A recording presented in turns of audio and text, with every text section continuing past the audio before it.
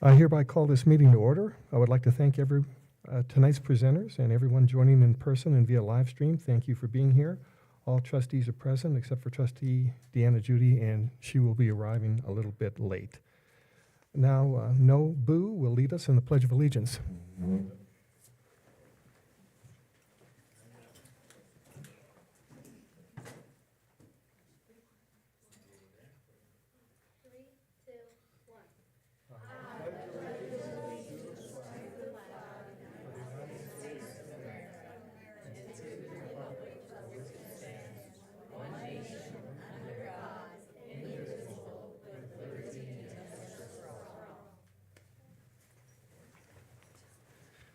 Thank you, Nobu. That was a good job.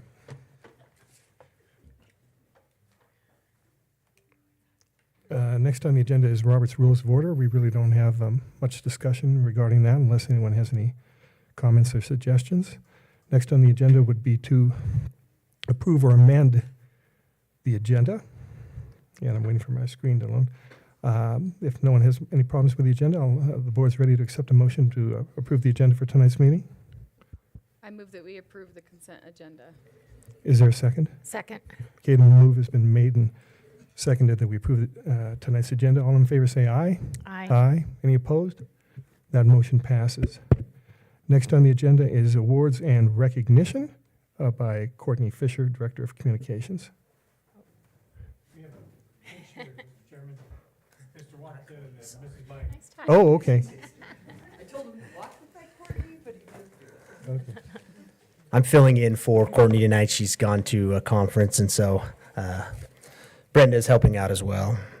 For awards and recognitions, tonight we will recognize several individuals who, through their actions, support and embody our district's mission to think more, learn more, and be more together. School Board Appreciation Month provides an opportunity to honor the dedication and public service of Idaho's local school board members. Board members who are unpaid elected volunteers devote countless hours to overseeing budgets, guiding the governance of our schools, and serving their communities. PCSD 25 extends its sincere gratitude to our Board of Trustees and to the more than 800 school board members across Idaho for their commitment to public education and the success of every learner. We'd like to recognize our board members this evening. We have a plaque and a card for each of you, and we want you to know how much we appreciate your positive impact that you have not only on our district, but the entire school community. And we will present these one at a time to you, and if you would, you can stand if you would like, and Brenda will hand you your plaque and card. We appreciate your service. Raymond Knopf, our board chair.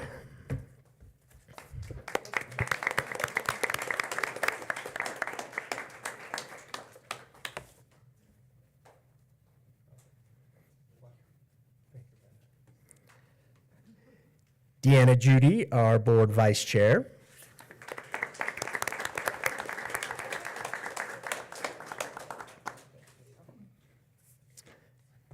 Megan Furness, the assistant treasurer.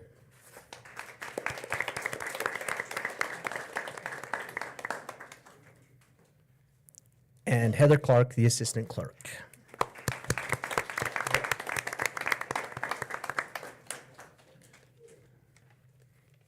Thank you to our wonderful board members and for all you do to support our schools. Tonight, we are also pleased to recognize several prize winners from America Through the Eyes of Our Learners Fine Arts Competition, part of the Pocatello-Chubbuck School District 25's celebration of America's upcoming 250th anniversary, an important milestone in our nation's history. This competition marks just one component of the board's broader goal to ensure our schools and learners have meaningful opportunities to participate and commemorate this historical national milestone. Learners from across the district shared their perspectives on our nation's past, present, and future through art, demonstrating exceptional creativity, talent, and thoughtfulness. Thanks to the generous support of the Pocatello-Chubbuck School District 25 Education Foundation, prize money was awarded to outstanding entries in recognition of their achievement. We are proud to celebrate these learners and the unique voices they bring to the American story. We had a large number of winners, and they were all invited, and some of them were able to make it tonight, so we would love to recognize them. We will have them come up one at a time, and then once we have them all up here, then we'll go through and have the board recognize each of them if that works. We'll start with, and as your name's announced or read, if you would please come up. We'll start with, and I'll do my best on these names, I'll really try. We'll start with the best in show. Nabu Madzueyu, Yellow John, third grader at Tahi Elementary. If you want to just come up right here, you can stand right here. In visual arts, and you can just wait right up here, Nabu, for the rest of them to come up. You can just stand anywhere you want up here, it'd be great. In visual arts, from elementary school, an honorable mention, Jenly Ferreira from Syringa Elementary.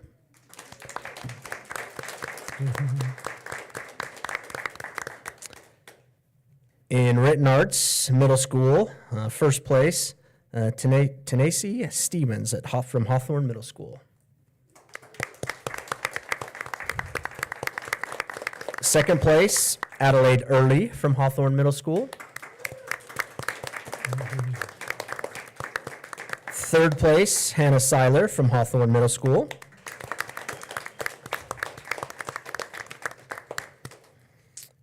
In multimedia, this is middle school first place, Chloe Davis, Hawthorne Middle School.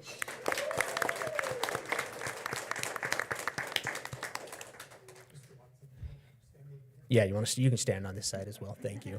We'll get you in behind. Okay, did I miss anyone else that is here that we didn't get you down? Come on up. Come on up and we will recognize you.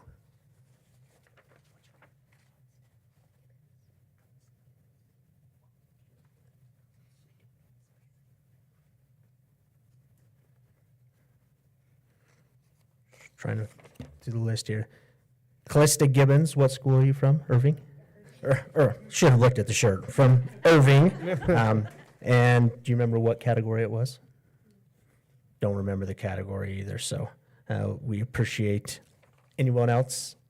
We appreciate all of these learners and their outstanding contributions to our America 250.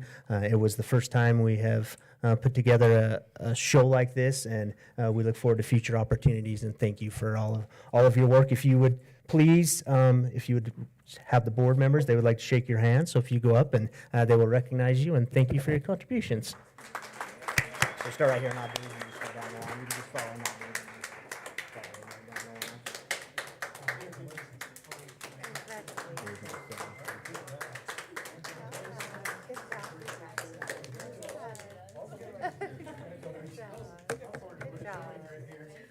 Oh, yeah. Great job.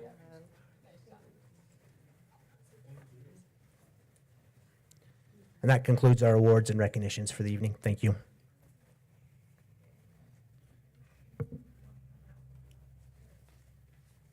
Okay, and next on the agenda is a public written comment.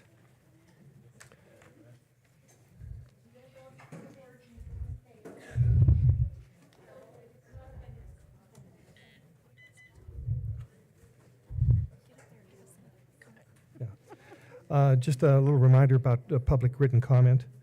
Written materials for board members will be submitted to the board clerk. The materials should include the name of the person submitting it. A copy of the materials will be forwarded to board members and will be included in the next regularly scheduled meeting packet if received by noon on the Friday preceding the meeting. Materials should not be sent directly to board members. Materials may be presented or mailed to the board clerk here or via email. All written input will be carefully considered. Written comments shall be included as part of the minutes. And one other thing about complaints. All complaints, including complaints in regards to personnel, students, instruction, curriculum, discipline, and board policy, should be resolved through the appropriate reporting channels before going to the board. The appropriate reporting channel will be followed in the order listed below: teacher or staff member, then principal or supervisor, then director or administrator, then superintendent, and then finally the board of trustees. These are all in our procedures, 2202 PR1. We do have lots of written comments, and we do have people who wish to make in-person comments. And the first one would be Mikkel Green. Okay, Mikkel Green is not here. Okay, and then we also have a public comment here by Kenny Dunakis. Okay, I guess neither one of those people are here. They filled out the form. We did have a large number of written comments, and I've read them all, and as I'm sure that all the other board members have. And of course, we read them and we take them into consideration. Next on the agenda would be the approval of minutes. Included in the packet, we have many, many minutes here. And I assume we've all had an opportunity to read them. If there is no discussion or comments regarding the minutes, the chair is ready to receive a motion that we approve the minutes as presented.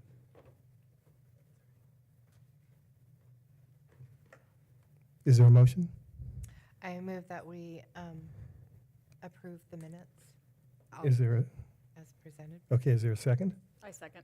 Okay, the motion was made and seconded. Do we approve the May minutes as presented? All in favor, say aye. Aye. Aye. Any opposed? That motion passes. The next item on the agenda is the consent agenda. And we have a number of items there. We have payment of claims, supplemental financial data, human resource activity addendum, camp requests, and out-of-state overnight travel requests.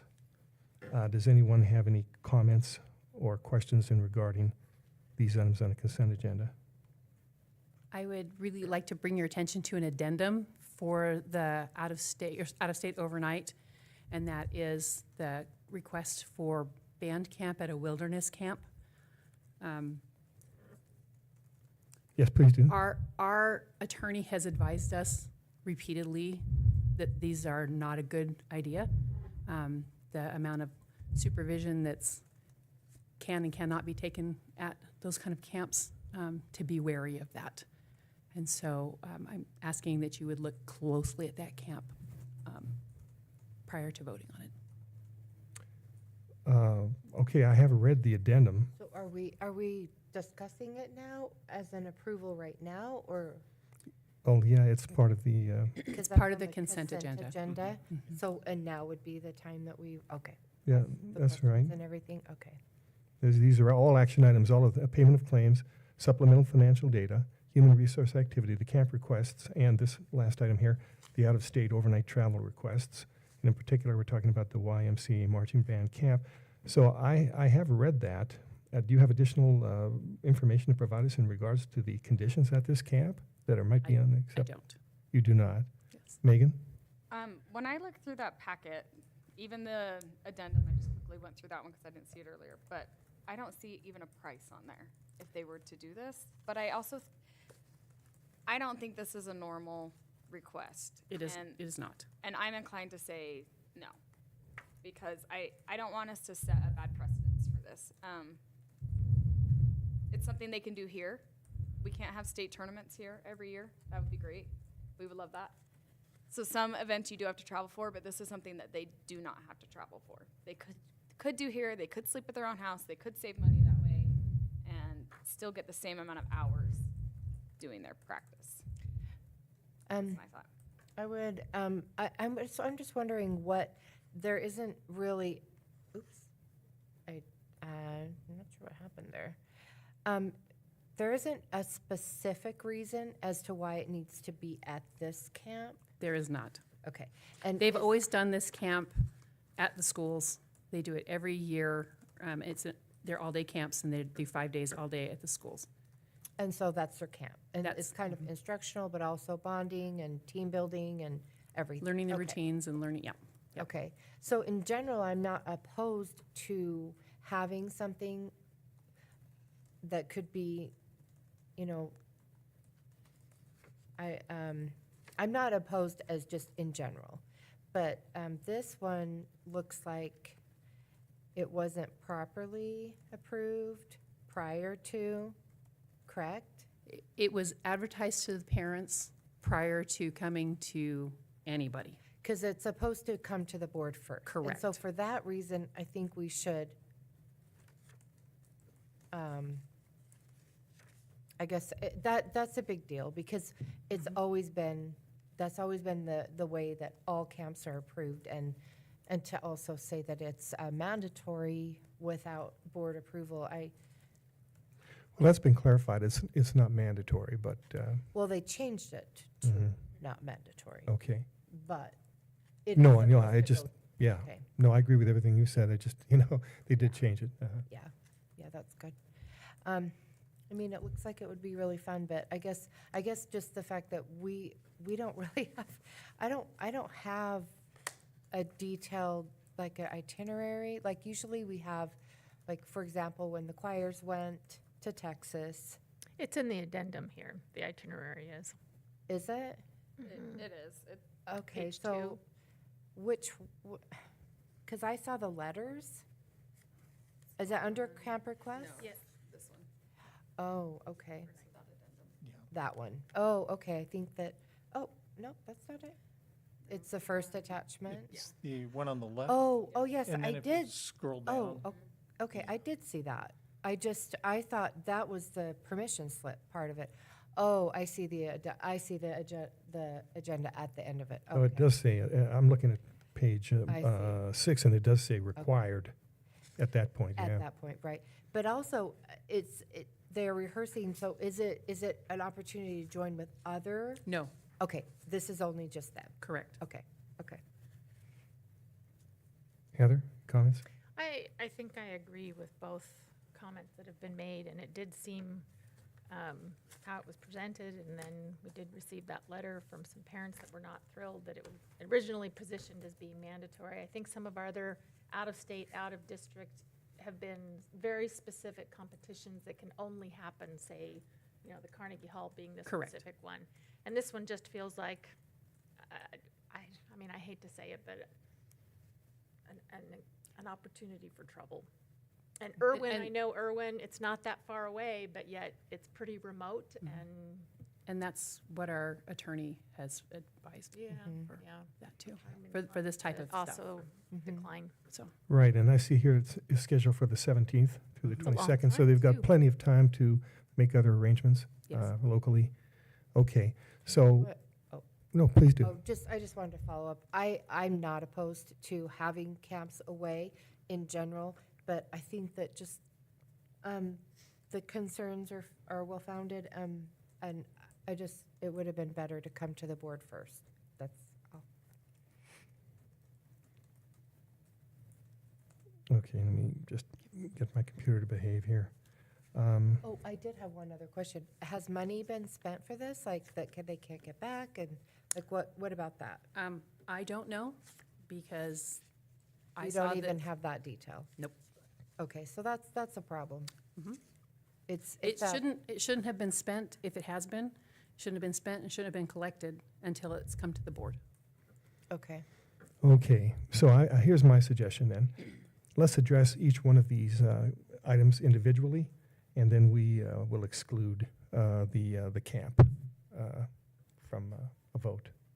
Okay, Okay, so you mean, so you're right. you For want me the- to make a motion for approving everything on the consent agenda? I think it would be simpler. I'm just going to say, Except for- ready, I'm ready to, if we have no objection, I'm ready to receive a motion to accept the payment of claims. And do we have any questions or comments regarding that? Thank you, Sue. The payment of claims. Do you want me to make a motion for the first three, or do you want to do them separately? Is that okay if I If, include it? Is that okay if I include the three? Sure. If I say Well, yes, actually, I'll just move we actually have 4. We have a camp request Oh. that's different. Right, and that's a different one. Okay, so I'm ready to receive a motion for that we accept the payment of claims, supplemental financial data, human resource activity addendum, and camp requests. Is there a motion?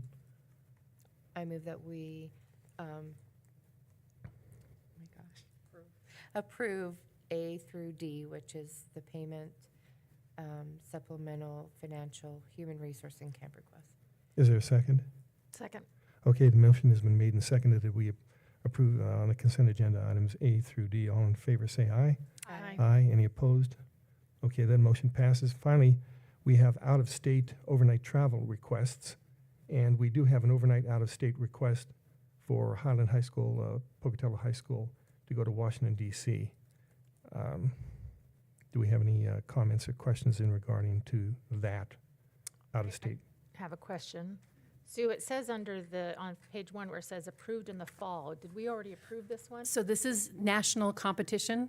They've earned their way to this competition. So yes, you've already approved them going. This is for your information. Gotcha. This is when this national one is. Very good. And there's just 2 of them. There's 2 kids going, male and female, and there's a male-female chaperone going. Okay. There we go. So if we don't have any further questions or comments, I'm ready to receive a motion that we approve the overnight out-of-state requests for the FCCLA National Leadership Conference. Is there a motion? I move that we approve the overnight out-of-state request for, what did you say, the FCCLA National Leadership Conference in Washington, D.C. Is there a second? I second. Okay, the motion has been made and seconded that we approve the FCCLA National Leadership Conference field trip. All in favor say aye. Aye. Aye. Any opposed? Okay, that motion passes. And that takes care of our consent Have to make a agenda. motion to deny this other one? Yes, Yeah. because. Oh, of we have to have a that motion? item, Mr. Chair. Okay. All right. So then, I move that we consider the YMCA marching band. you would like to deny the request for the I would addendum? just like to, that we consider it, and so, like, vote yea or nay. So I'll make the motion that we just deny it, Okay, okay. and then that. and you Okay, a can motion vote has on been it. made that we, okay, and seconded that we deny the YMCA marching band camp request. All in favor of denying this request, say aye. Aye. Aye. Any opposed? And any comment, can I just make sure that, I mean, I guess everybody knows why. Sure, go is ahead. That it needs to be approved prior. We need to have the costs need to be collected in the right way. Because I'm not opposed to camps or retreats, or I'm not opposed to just it in general. Just wanted to clarify. Sure. Yeah, and our council has sort of advised that we be cautious about this as well. Yes. So all in favor say aye again. Aye. Any opposed? Okay, that motion to decline that request passes. Next on the agenda is the self-explanatory. Ask a Sure, question. you bet. So this does not preclude them from doing it at all? No, it's, Only just the overnight portion of it? They'll still do the camp just here? Okay, thank you. Submit a different request. Submitted correctly and, okay, awesome, thank you. okay, so we have self-explanatory reports, and I'm sure we've all had an opportunity to read those. I do have a, Can I, before we make a motion on that one, I understand, and I don't know if we acknowledge this, but there was that separate fundraising activity that happened for the food. Because I know on here we've got food service. Are you talking about the Just Ozzy one? Yeah, did that already get addressed in that meeting I wasn't at, or? I mean, I just think we should publicly thank. I don't think that we've talked about it. I mean, No, we did haven't. you all hear about that? I heard about it. And then that went towards this? Absolutely, yeah. Okay. And did it clear the balances? It did. Yeah. I don't know how to No, sure, interject no. and ask this, but I think it was a very noteworthy effort by. you're talking about, community which one are you people. talking about here? So It's the- do you want to go ahead? Yep, it's the negative lunch balance. The food service, or? Food service, Mhm. lunch balance. And historically, we've averaged right around $10,000 worth of negative amounts. And there was the one was very publicized. I will acknowledge even those that didn't want to be acknowledged. We've had not many, but several donations to help these, to clear these negative lunch balances. So yes, we acknowledge that and thank them for that. It did clear it, and there's still some remaining that will be applied for in the fall. Oh, additional funds. There's additional funds Wow. there. Wow. Very Correct. good. We were given more than the negative amounts there, and so that's will be applied in the fall. That's Very good. awesome. Yeah. Yes, work we on their part. thank our patrons for that. Yes, thank you. I do have a comment to make on the Communications and Community Relations Report. I'm very happy to say that the Pocatello Chubbuck School District 25 received a 2026 Golden Achievement Award from the National School Public Relations Association, the NSPRA, for its You Belong Here Stabilizing Enrollment campaign, which was directed by, of course, our Director of Communications, Courtney Fisher. In addition to receiving the award, Courtney was invited to present the campaign at NSPRA's National Seminar and to participate in a National Leaders Learn webinar. So we appreciate the good job that Courtney does, and I just wanted to acknowledge that National Golden Achievement Award, and we are very, very proud of that. Next on the agenda, pardon, go ahead. Sorry, before we move on, can I ask someone a question about the extracurricular fees? Who do I ask that to? Yeah. Extracurricular. Yeah, it shows last year's and then this year's, and so like, I've just been looking at comparing the balances, and I'm just curious on how those fees are collected, and if the kids don't pay, how are they then asked to pay? And then what happens with our negative balance at the end of the year? So if a student participates and should be paying for it, it goes on their fees, and those are held until they are, up till they graduate, and they do not receive their diploma until those fees are paid. And I know at Pocatello High School, we had a new AD, the learning curve. Yep. And so we talked quite extensively on staying on top of that. We do work with most families on a monthly schedule, and so sometimes that doesn't necessarily get paid off through the year, but they still pay throughout even the summer. Middle school is a lot easier, affordable, and we make sure that they, it's easier to have those communications, $45 compared to $100 and some. Different. And there is opportunity through the Ed Foundation.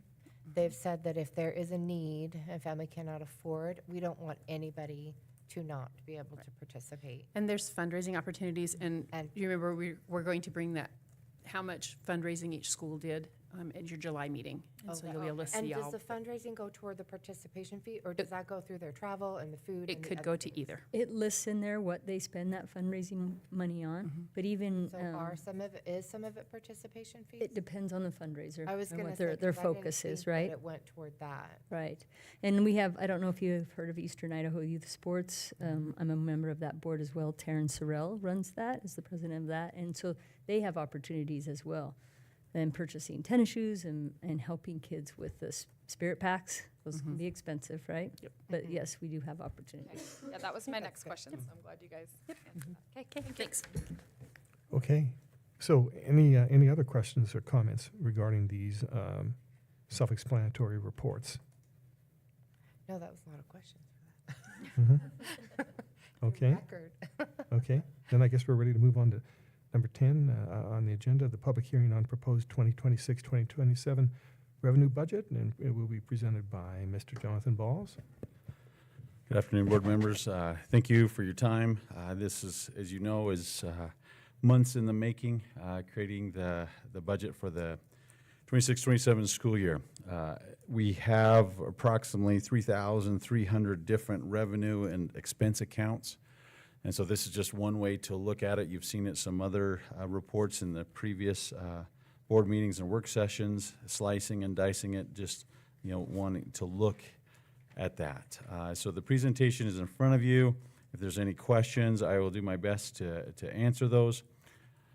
Again, we'll start at the high level of the funds. Again, as a reminder, we're spending the money to rebuild Highland, and that has changed some of our fund breakdown.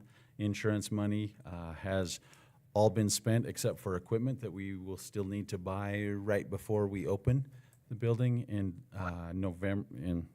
for January and for next August. And so anyway, again, that changes things. So the graph, we kind of show different charts of how those change. Again, the general fund is the largest fund, so that's how a lot of this presentation is, and that's how the state looks at that as well, that they look at the general fund and then all other funds as well. The history there shows, again, 4 years, kind of how they've changed and gone up and down and so forth. I will want to mention just there's the middle of the page there in that chart, the bond. That money is still there. it's just not budgeted, okay?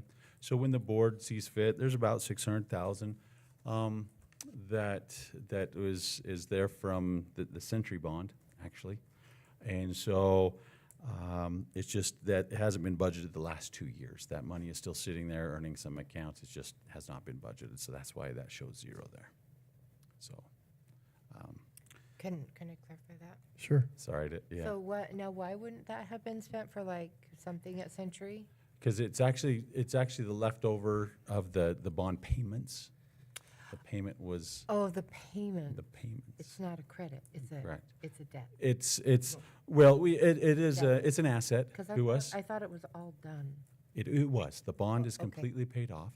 And when we paid that off, there was when it was paid off, it was probably around $575,000 remaining.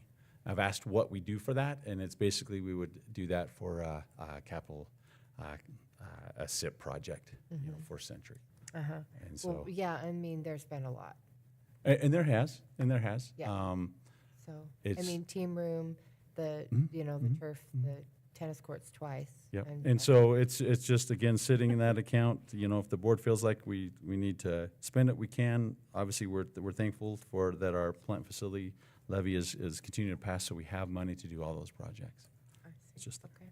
Mr. Balls, can you comment on the federal funds from 25 to 26 and moving forward, that $6 million difference? Yes, I can, thank you. So the majority of that, almost all of that, is an increase in our Medicaid revenue. Ms. Janelle Harris and her team, we saw a great increase in that amount. Those are federal dollars that we're able to, spend locally. We have to match a portion of that, 30% of that. But that's the majority of that federal increase is because of that Medicaid. Thank you, Janelle.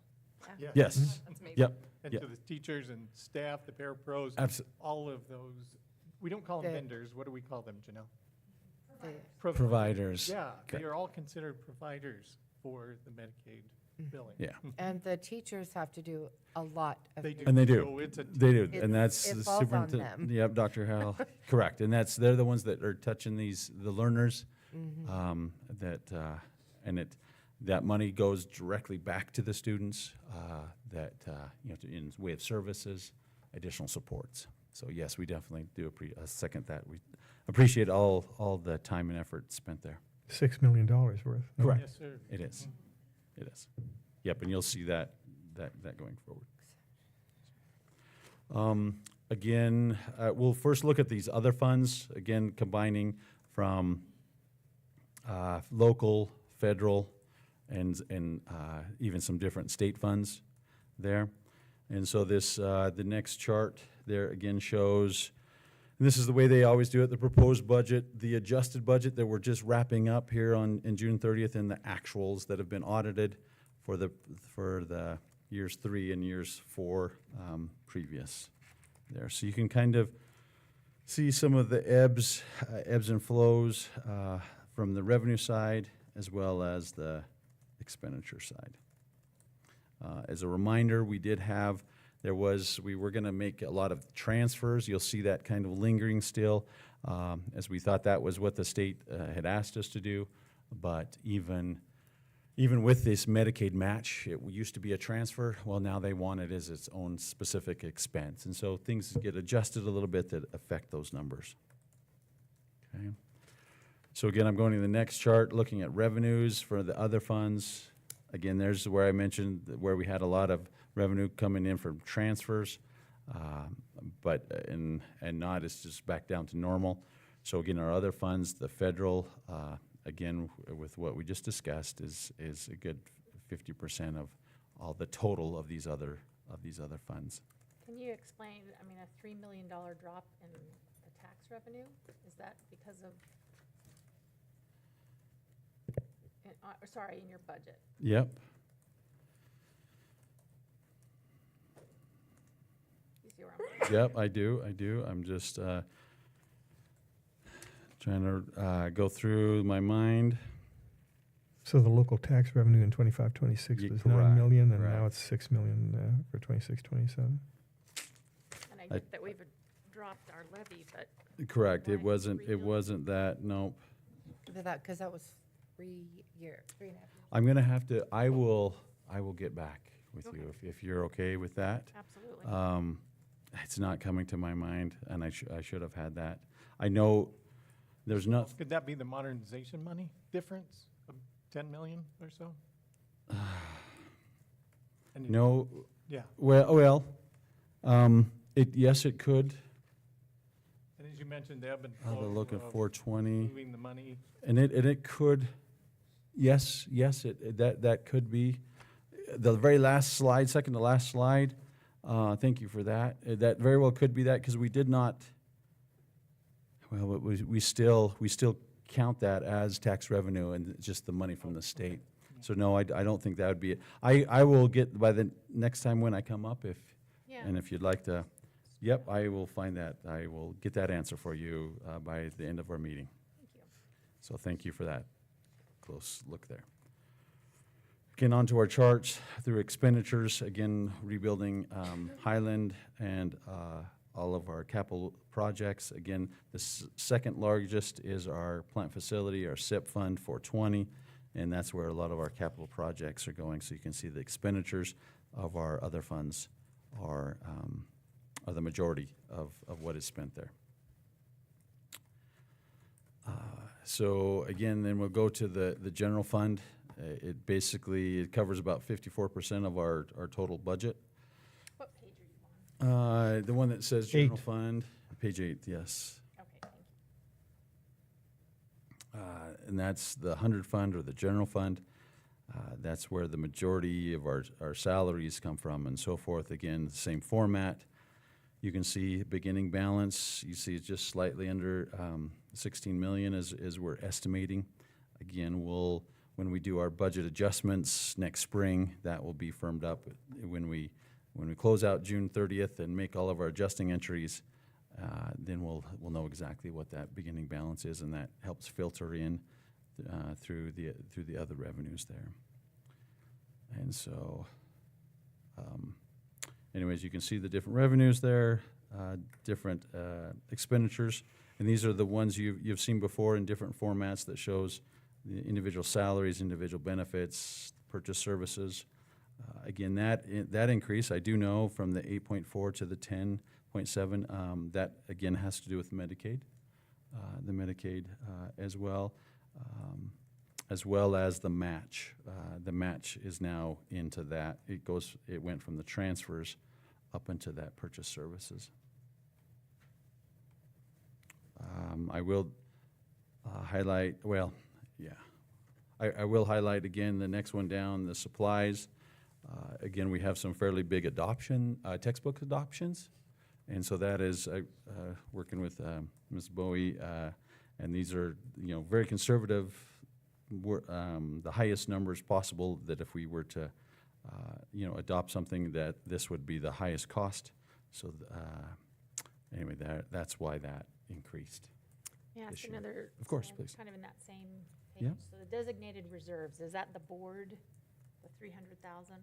It's actually it's not, I mean, actually, the three up above, the contingency reserve is the 1%, unappropriated is the 4%, and then the appropriated fund balance is the remaining amount. That the designated reserve is actually for inventory, the inventory that we have back in our warehouse. Oh, it's tangible. Correct. It's just kind of as you see, it's just always 300,000. That's kind Yeah, of our so I was placeholder as an expense to help balance out the warehouse transactions, as it comes in and goes out to the school. Very good, thank you. Excellent question. Again, so And here I learned something more. yes, thank you. Thank you very much. Appreciate you doing that, because it's a very, very large budget. Again, onto some, the pie charts, again, for the general fund, you can see from fiscal year 26 on the left, fiscal year 27 on the right.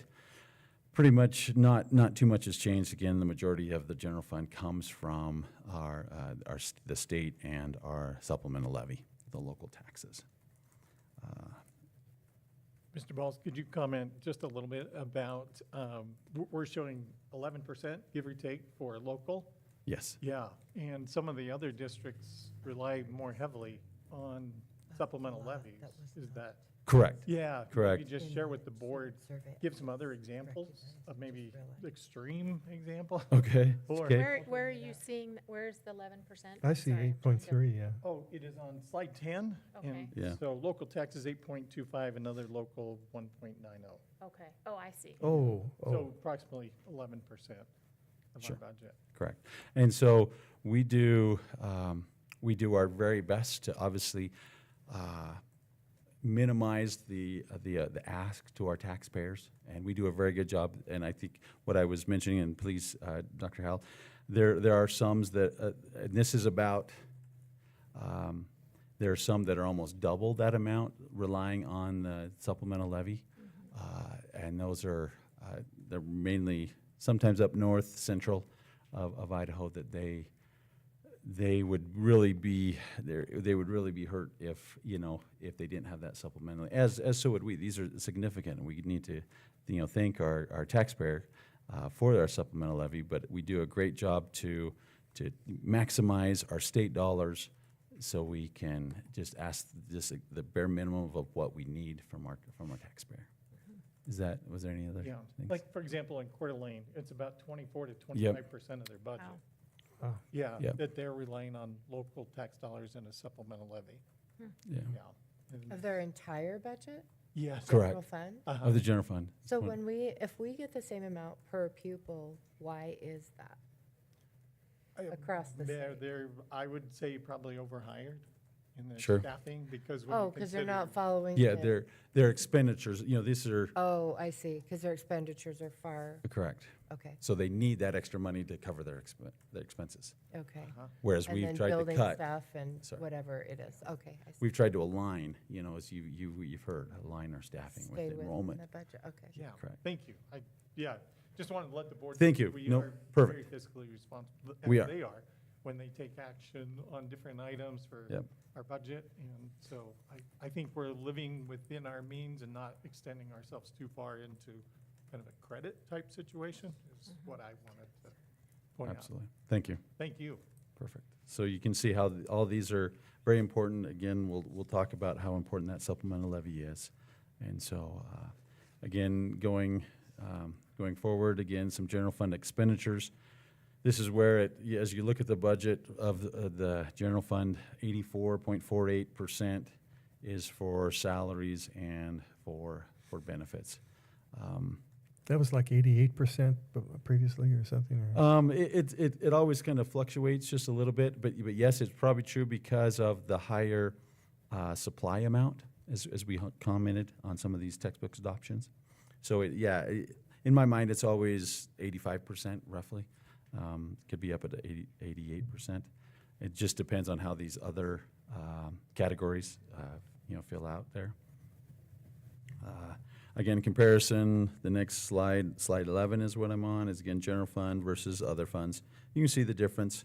There are some salaries in the other funds, but the majority it is dominated by the capital objects. Again, this is kind of just a review. State funding, since the majority of it does come from the Hunter Fund. As a reminder, there's the distribution factor and the salary-based apportionment, but they're both based on units, which is based on our average daily attendance. Page 15, we budgeted 532 units, and so that's approximately 5 to 6 units below what we ended at, because we anticipate, again, as we've talked about at length, that the kindergarten class coming in is consistent with prior years, but they're still lower than the 5th grade class that's leaving elementary. We will know this. They take the snapshot in time at the last Friday. Well, yeah, the first Friday in November. And so normally the end of Thanksgiving or in December, we will kind of know exactly what our units will be when they go to pay that in the February 15th payment. Okay. Again, as we've talked about before, I'm on page 16. That distribution factor is divided into two. One is for health insurance, one is for general discretionary. Again, it's really not discretionary because we have to have it to pay the light bills, pay the the things that we have to educate our learners. We did receive a health insurance increase, as mentioned, since we are on the state plan, so that was nice, but you'll see also that our insurance went up as well. Can I ask a Yeah. question? And I don't know if this is slightly a tangent, and whether Brenda, I mean, with the recent change with Portneuf, I mean, I guess it's the state insurance, so whatever company they've gone with, we're just stuck with that. Correct. It's So we not like- signed a 5-year contract when we first went with the state through the Office of Group Insurance, and that's the same insurance that all state employees has: ISU, Fish and Game, Health and Welfare, the governor, legislators, and they are the ones that go out to bid. And it was 2 years ago they switched from Blue Cross to Regions. So And does an so- employee have the option to pick a base plan or another plan that they pay extra for? Is that- Correct. There's actually 4: a PPO, a traditional health savings account. So pretty typical. I mean, I guess I'm just throwing this out there. Has that, and maybe people can't change plans now because of this? Unfortunately, we've already passed open enrollment. Open enrollment was Won't happen till second half February. of April, first half Oh, okay. of May, because our plan year starts July 1st. My understanding is most people, American Falls is now the only hospital. There's a few. There's any of the Bingham hospitals. They have Regions has a list of some of those. So, yeah, we're watching that. We're working very closely with them, but I mean, I don't know what else you can do. I mean, I think you're, Yesterday, Mrs. Miner sent out a memo that she had received. We were just right on this Monday morning. Yeah. And so we had been pressuring the Office of Group Insurance a little bit to give us some information, or we were going to essentially publish our own with what we knew. yeah. And before 5 o'clock last night, we had one that was distributed to all staff. We'll make sure that we get that forwarded to the board as well, Yeah. so you can see. And there is a link there to other hospitals and affiliates that are connected to Regions. And so they have access. There's also a grace period that we just learned about of 30 days. There's also continuity of care, which consists of another 60 days beyond the 30, so a total of 90 days for people to make the transition. And then from this note, if I may, it seems like there's still a possibility for continued negotiations. Yeah. Yeah. Okay, thank you. no, perfect. Thank you. Okay, I think I'm on page 16. Yep, 16. Yep, 17. Again, base salaries. That's how the salary-based apportionment works. The administrative base is the base, and then we get to what's called an experience index. That's based on how experienced our principals are, as well as how much education they have. And so that amount is actually closer to, it's 86,866 our average reimbursement for our administrative staff.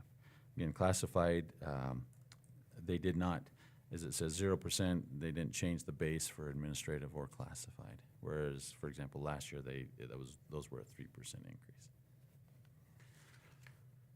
Again, the same where for our teachers, we're reimbursed on the average, and so it's kind of a matrix of the more it's based on the average. You can kind of see there that does include this 6359 that still is not in Idaho code. It still makes me still a little nervous. We always talk about it, just because it would be not good at all if they were to pull that back. Obviously, that would be very difficult. But again, they set the minimum Teacher salary as the same, that 50,000, 252, which we meet.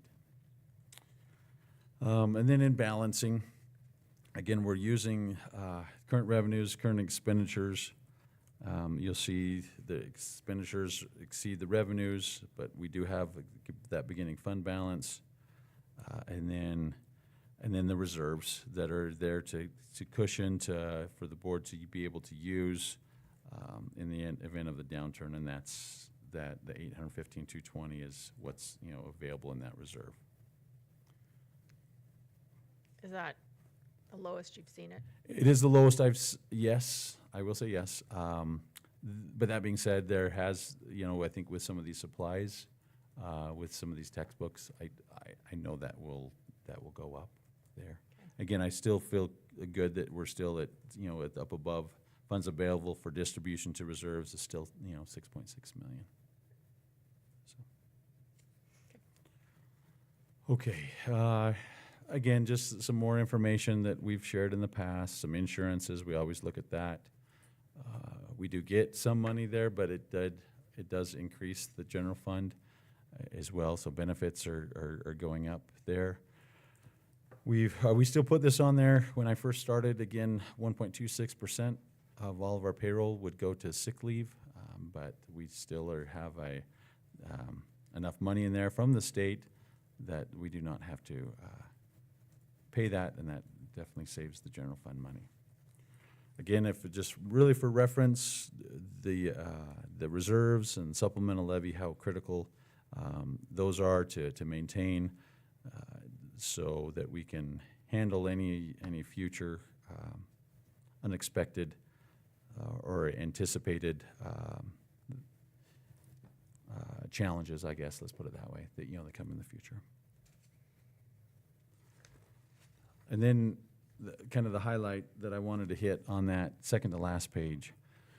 I did notice, I'm sorry, I didn't update that. Estimated should be 26-27. Forgive me, I didn't update that date. But it kind of goes through, this is for our taxpayers, from what we have levied as supplemental, a tort, which is just, again, a small amount that we use to cover insurance. As you know, our insurance is over $1 million, so it doesn't even cover it, but that's the amount that we have. And then the school plant. So we normally levy from our taxpayers. Again, our bare minimum needs to cover those are about $15 million. The major wild card that has happened the last 3 years is that school district facilities fund, that SDFF, or it's Idaho Code 33911. Again, what is that? 4 years ago we got 4.5 million. 2 years ago was 6.1. Last year we got a 10.1 million. Again, that's direct savings that we apply to these levies. So you'll see last year we only asked our taxpayers for $5.2 million. And that was literally just about, it was 5.9% of the overall property taxes that we have. By September board meeting, I will know, actually I'll even know probably September 1st, what our amount is. We're trying to get that. It's just, it comes from many different sources, many different transfers from the state. I would love if it was going to be that 10 million. I don't anticipate that it would be quite that much. So, but we will report that as soon as we know that. Again, property taxes, we'll know more in the fall about the values. Our communities continue to grow, but then with the reduced amount that we levy, it's that total percent of property taxes is getting lower and lower. And the last slide again, it's a thank you to for the support of that supplemental levy. I will mention, so this 26-27 school year is the second year of the last approved levy, which was in November of 24. And so as we do that every 2 years, so that means that we will be coming up on a supplemental levy election in November. That we'll talk beginning next month talk to the board, because we have to have language by the end of August, to get on that November ballot. So we'll talk about that. But again, even though it's smaller than, say, other school districts, but it's still vitally important for the financial stability of our school district and our mission to help our learners. Any questions? Okay, I hereby recess the regular board meeting and will convene the public hearing to solicit input on the proposed fee increases for 2026, 2027. I have a question. Is it possible to get that answer on that 3 million before we do this vote? You would just basically don't close the hearing, continue on with the business, just don't close it. In my previous school district, that's what we did, just don't close it, and then don't take action until the very end. Is that what Does we've that done? work? I'll go right now. Thank you. I'll get it. You bet. Okay, so we're not going to close. So we're just going to consider adopting the, no, Just so Okay. skip Go on to. all right, we're off to curriculum then. Do we go on to 11. curriculum? Yeah. Okay. Yeah. We are on curriculum, instruction, technology, school safety, and athletics. And then we have preliminary ISAT IRI data by Amy, AJ, and Susan. And Amy, yes. I'll go ahead and kick it off. We'll start with the IRI data. And the IRI, just as a couple of reminders with the IRI, it's the Idaho Reading Indicator. It is the statewide assessment. It's for early literacy and foundational skills, and it's given to all kindergarten through third grade learners. As another reminder, this is the first year that the Amira platform was utilized for the IRI, so it is a baseline year. Initially, they had said, yes, you can make some comparisons in data, and then they came back and said, do not make comparisons there. It is not comparable in terms of the data. So this is our first year with Amira, so we'll just be looking at data from this year. As you can see at the top, this is all percent proficient in terms of the learners and how many of them were proficient. The IRI is given twice per year. As a district, we also use the Amira platform to help with additional reading skills in our lower grades. And so we do take it multiple times throughout the year, but I just gave you the information. We're just looking at the data for the actual IRI, comparing growth, proficiency, and comparison to statewide data. We won't go through every single one on here, but I'll just highlight a few things and some information. If you have any additional questions, please feel free to ask as we go through it. But as you can see, October proficiency, obviously that's the first time the test was taken in the fall. And then the May 2026 is the final IRI for the year. It's great to look at proficiency, but it's also nice to look at growth to see where they started and where they were able to end up. We also compare it to the state. As you can see in kindergarten, obviously, they have the most potential for growth usually coming in. So they start a little bit lower in terms of proficiency, but make great growth throughout the year to become proficient by May. You can see that number as more learners get proficient as they move on in first, second, third grade, all the way down through fifth grade. Those numbers obviously get larger in terms of students in the fall that are proficient, and you see smaller numbers in terms of increased growth percentage. But overall, in comparison to the state, especially kindergarten through third grade, we were at 71% as a district, and the state was at 69% proficient.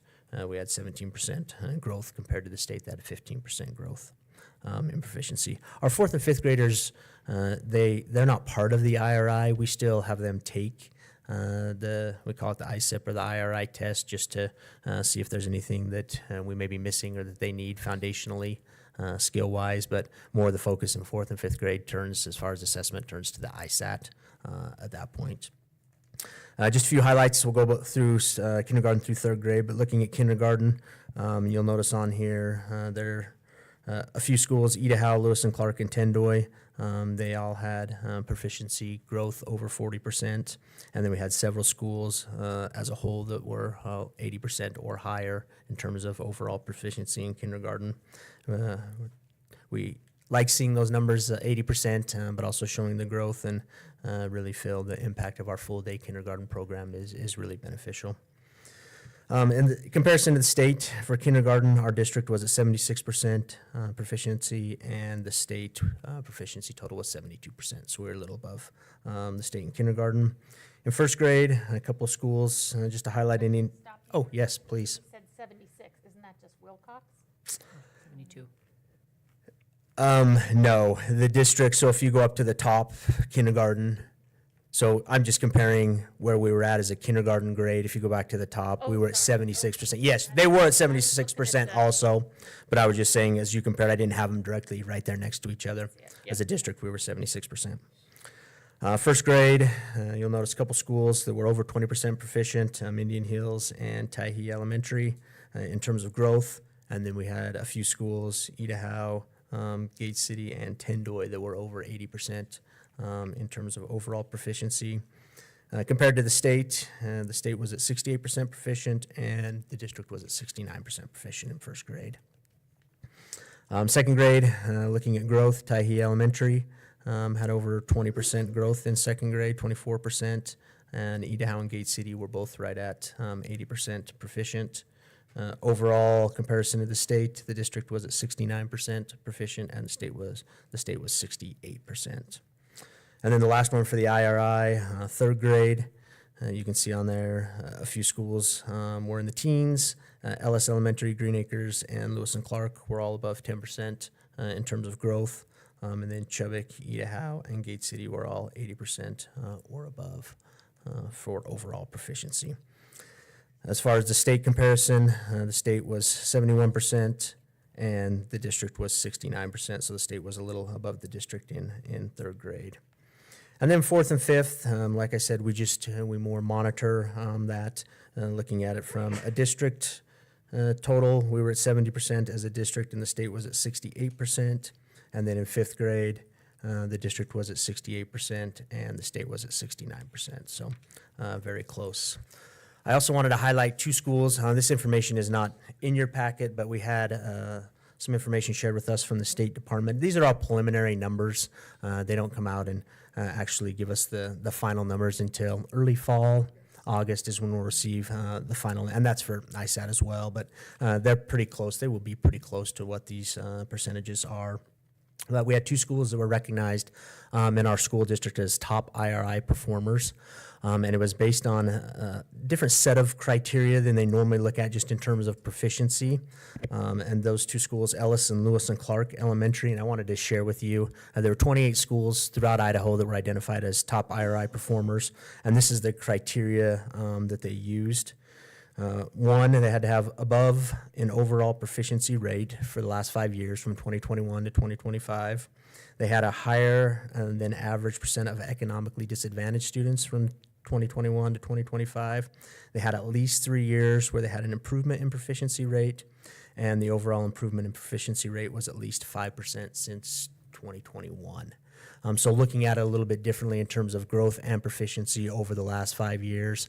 And it was great to see that two of our schools, Ellis and Lewis and Clark, were on that top IRI performer list. So we congratulate all of our schools and appreciate the work that they've done. Yes, Trustee Clark. So the other thing that pops out at me is this fifth grade and where you have a lot of negative. I mean, what is that? And I would say that is the same statewide, that you can tell that there's, We don't want to be like everybody else.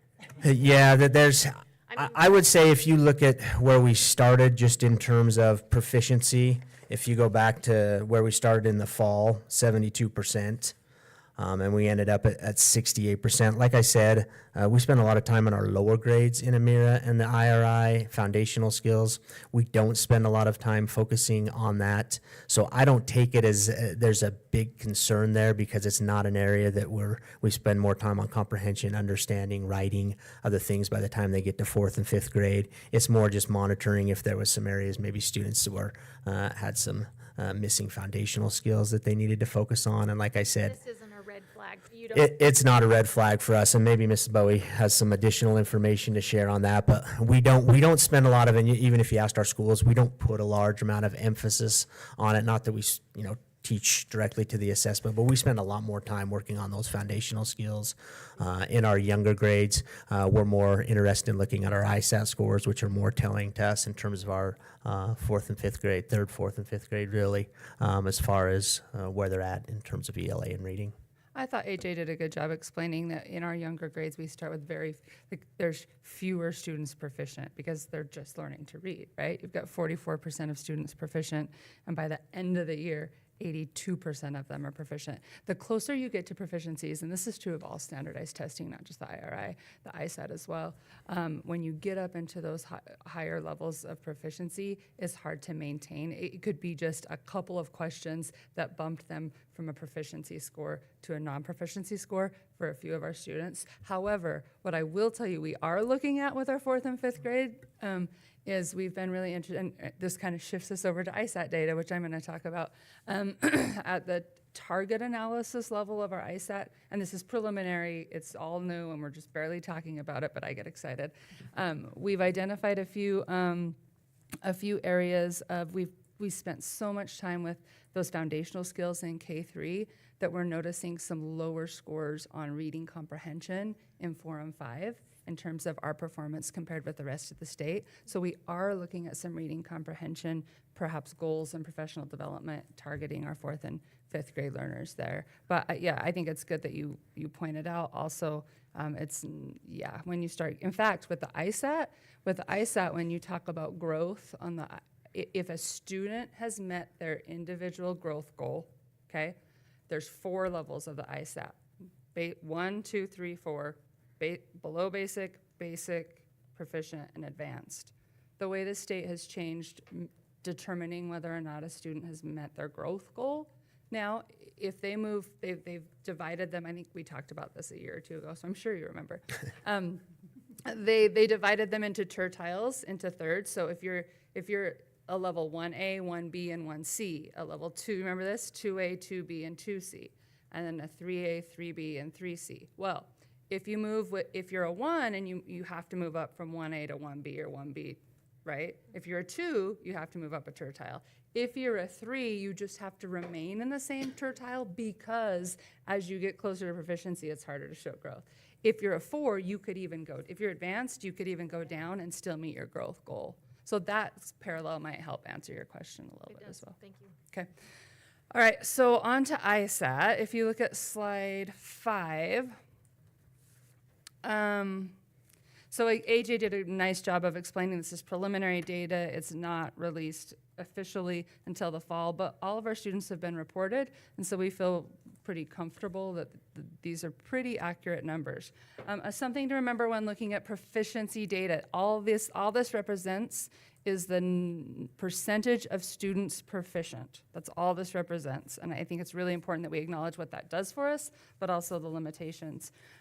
It's a 30,000-foot view, and what we look at a district level are trends, gaps, and district-wide performance. That's what we're looking at. So, Mrs. Bowie, will you talk about continuously enrolled? Just yes, another absolutely. reminder for the- Yeah, so you can see that note on the side that this data right here shows that this is all student data. That means every student that took the test in our district is being reported in this data. In the fall, they'll release some additional data called continuously enrolled data.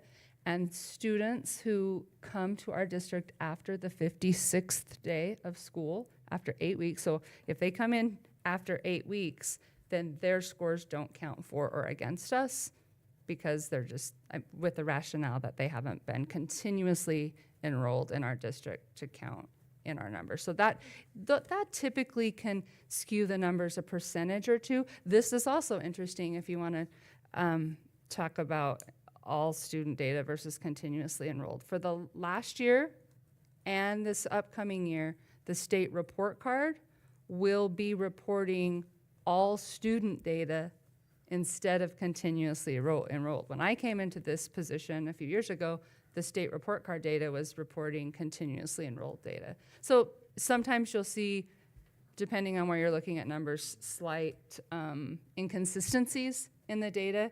Keep in mind that that could be continuously enrolled versus all student data. How about English language learners? Oh, what do you want me to say about English language learners? that we count?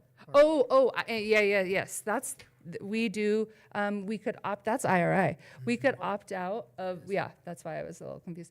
We can opt out of our English language learners, including their data in our scores, and we have chosen and we feel strongly that we want all students reported in our IRI data, and so sometimes when you're comparing our scores to another district who perhaps doesn't include their English language learners, that's something to consider as well.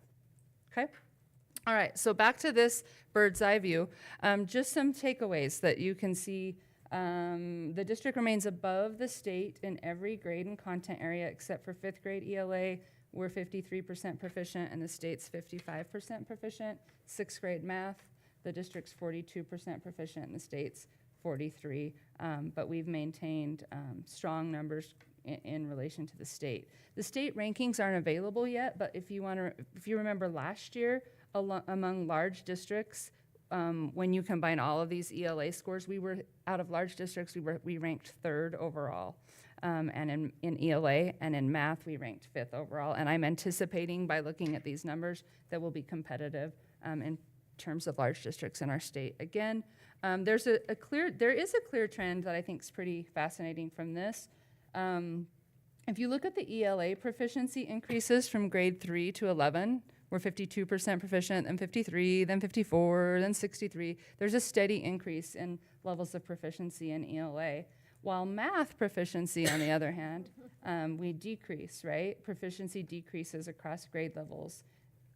Goes from 52 to 54 to 45, like we slowly go down to 34% proficient in 11th grade, right?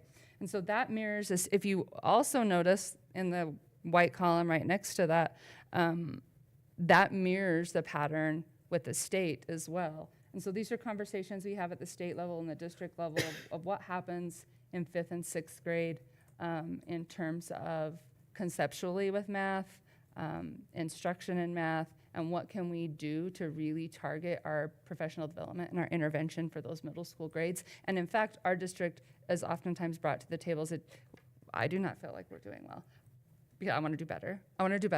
But we're oftentimes brought to the table as a district who's doing some things well. One of the things we just decided to do is Elisa Novi retired as a secondary instructional consultant, and when we rehired that position, we hired Rachel Chambers, and we really were looking for not only somebody who can help train new teachers in all the ways that Elisa did with classroom management, instructional strategies, but really target those middle grades in math specifically, but even ELA intervention, try to minimize those gaps in terms of strengthening them and preparing them more for high school. Another thing we're doing because of this district level data is we're, with our high school math adoption, we're bringing middle school math to the table and having some conversations if we want our middle school math to go along with our elementary as they have been going, K-8, and we want the continuity there, or if we feel like perhaps it would be wise or prudent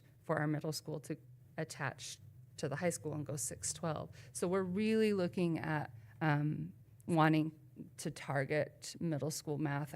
And so that's just an example of how, even though this is a 30,000-foot view, it informs some district-level decisions that we make. Yeah, of course. So 2 observations. So you're only testing at 11th grade. And so don't a lot of high schoolers at some point aren't taking math? 11th grade. Is that when they don't? That's the year they I can't remember the. Some of them once take they their enter 11th grade requirements, off. they don't. But Yeah, yet everyone is tested regardless. Yes. Of whether, okay, so that could explain some of that as well. And then the second, maybe just anecdotally, do we ever look at national averages where we fall? one thing we really look at is, and our high schools in particular really like to compare to the SAT data as well, because we have some high school testing that junior year is difficult.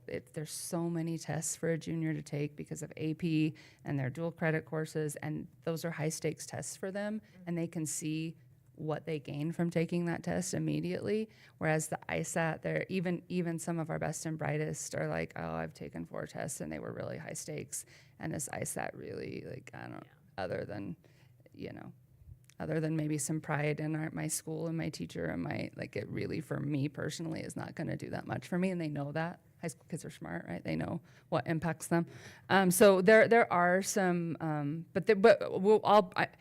glad you bring up that high school data, because I'm going to show you some very specific growth data with high school. One last thing I want to show you on this report that was really important to us is that 8th grade science. We implemented Amplify Science, and often there's an implementation dip in science scores, and we didn't see an implementation dip. In fact, we're having unit development right now, and I can't wait for next month's meeting when I can tell you all about unit development. But one of the things we did notice is, we made that switch to integrated math and integrated science. We did notice that those physical science standards that we hadn't been teaching since 6th grade, that we did see a bump in those physical science standards. So there's some things like that that are fascinating, and we like to dig into. Okay, if you I go. do have another, I Oh, do yeah. have a question. Yeah, of course. I know it's completely different data, but I think it's really helpful if we have a curriculum and then we change a curriculum to look. What's the proficiency during this curriculum versus this? Oh, yeah, We absolutely. had the math adoption 5 years ago? The For K8, elementary? K8, yeah. Mhm. It was about, we're moving into year 6, so yeah, 5 years ago.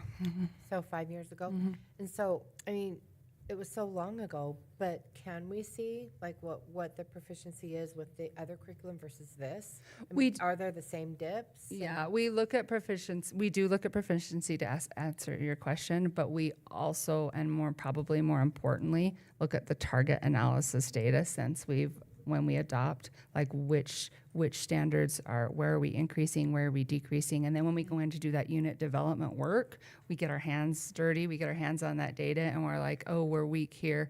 How can we supplement what we're doing? How can we change our instruction? How can we tweak this? It spirals here. Maybe we need to do this additional activity. That's going on right now, well, not this moment, but earlier today that was going on at PV I guess I Tech. just mean like final data, like if we compare the final data. Some of the problem is that they've changed the test over the past 5 years too. So I it's- know. That's why I'm saying there are so many variables. But it is interesting data. Yeah, but it just feels like we need to know, like, if there's a curriculum and then there's a new curriculum, like, how we. That's there how we needs to get be a around way. that. We get around that problem with tests, like longitudinal data becoming less relevant because of changed tests and all sorts of things. The way we get around that is we look at the target analysis data, like the target analysis will give us a standard, and it'll tell us where we are in relation to the rest of the state on that particular standard. Because that target analysis was the same 5 years ago. Well, And so the tests were different, but. maybe not the standards were same, but when we were looking at it in relation to the rest of the state, we could say, oh, 5 years ago, we were below the state in this standard, regardless of what that metric was. Now we're above the state in that standard, regardless of, there's still some changes. That's the data we need to be looking at And we do. instead of the ISAT. Well, that is ISAT. That target analysis data is through questions on the ISAT. Does that Okay, make but sense? I guess I just mean the standards. Yes, the Base it on standard level standards, on Don't ISAT. base it on Yep. any of the other things. Yeah, Just base it- that's why it's important to remember this is the 30,000 foot view. Okay, so that takes care of that slide, I think. And if we move on to the next slide, the high school. This is high school at a glance. This shows a 2025 comparison and district versus state performance. There are some interesting takeaways here. District-wide, we're pleased with proficiency increases and that they continue to we remain above the state in all areas. ELA gains were notable. Okay, let's talk about gains. If we're up 3 percentage points, if we're up from a 47% proficient to a 50% proficient, that's 3 kids out of 100. So that's 24. Here's what that's telling us. 24 kids out of that 800 student class moved from a 2 to a 3. And that's all that's telling us. We don't know if everybody grew from a 1 to a 2. We don't know that. But so I kind of take the 3% here, 2% there with a grain of salt. But when we start seeing 10%, 15%, 20% increases, that's a pretty indicative that we've got some pretty solid growth elsewhere. So I want to point out some growth. We're pleased with the ELA gains were notable at Century and Highland from 58 to 75, from 55 to 65, and then Pokey stayed strong with a solid proficiency at 70, 72. Century also in math made a significant jump from 35 to 41, especially when you compare that 41% proficient with the state proficiency of 33. And what is that? I mean, Are you asking me why? I love this question, and I wish I knew. I wish I knew the answer. There's a lot of variables. but no new curriculum. No, and that's really important to know that there's so many moving variables. It doesn't always. The answer to increased test scores isn't always curriculum. Curriculum's one of many variables. And I've talked at length with Ben Cody and Cheryl Brockett about what they did specifically. And while there were many things, I think probably what they would tell you, their big takeaway was when we brought in Michael McDowell to do some work with Rigor Redefined. They didn't just choose a routine and say, we're going to do this routine every day, no matter what, in every class, and that's all we're going to do. They chose a problem. They looked system-wide at what their ISAT scores were. They had a dip that last year, and they didn't like that dip at all. They didn't like that. So they brought in their building leadership team, and they had lengthy conversations about their school-wide goal of improving ELA scores. So using these instructional strategies that we were providing them, but for a purpose, for a very specific purpose, and they got so I think it's the intentionality, Miss Judy, I really do. I think when a building, I think there's a lot of power in administrative leadership, instructional coaching, and Building goals. And working collaboratively Goals are not towards a this. small Yeah. thing. I would say now, is it correlation versus causation? It's really always hard to say which one thing works, but I think they would tell you that was big. Well, they obviously followed through on that goal. You can't just set a goal. I mean, the goal Yeah. itself doesn't. Yeah, and what's everybody doing collectively? itself, right. Dr. Howell is really big on preaching collective efficacy and the effect size of that through visible learning. And when we're all working together and we believe we can achieve something, that tends to carry quite a bit of weight. Okay, so then science, this one's interesting. Century science proficiency was significantly above the state, reinforcing programs. And I, as an English teacher, can't help but make some correlation between increasing your reading and writing and achieving higher on a science. Because that 59% versus 41% in science is pretty significant. Also, Century took their science ISAT in the morning before the SAT, so they were fresh. So those are the types of things we talk about when we meet with high school principals and look at data.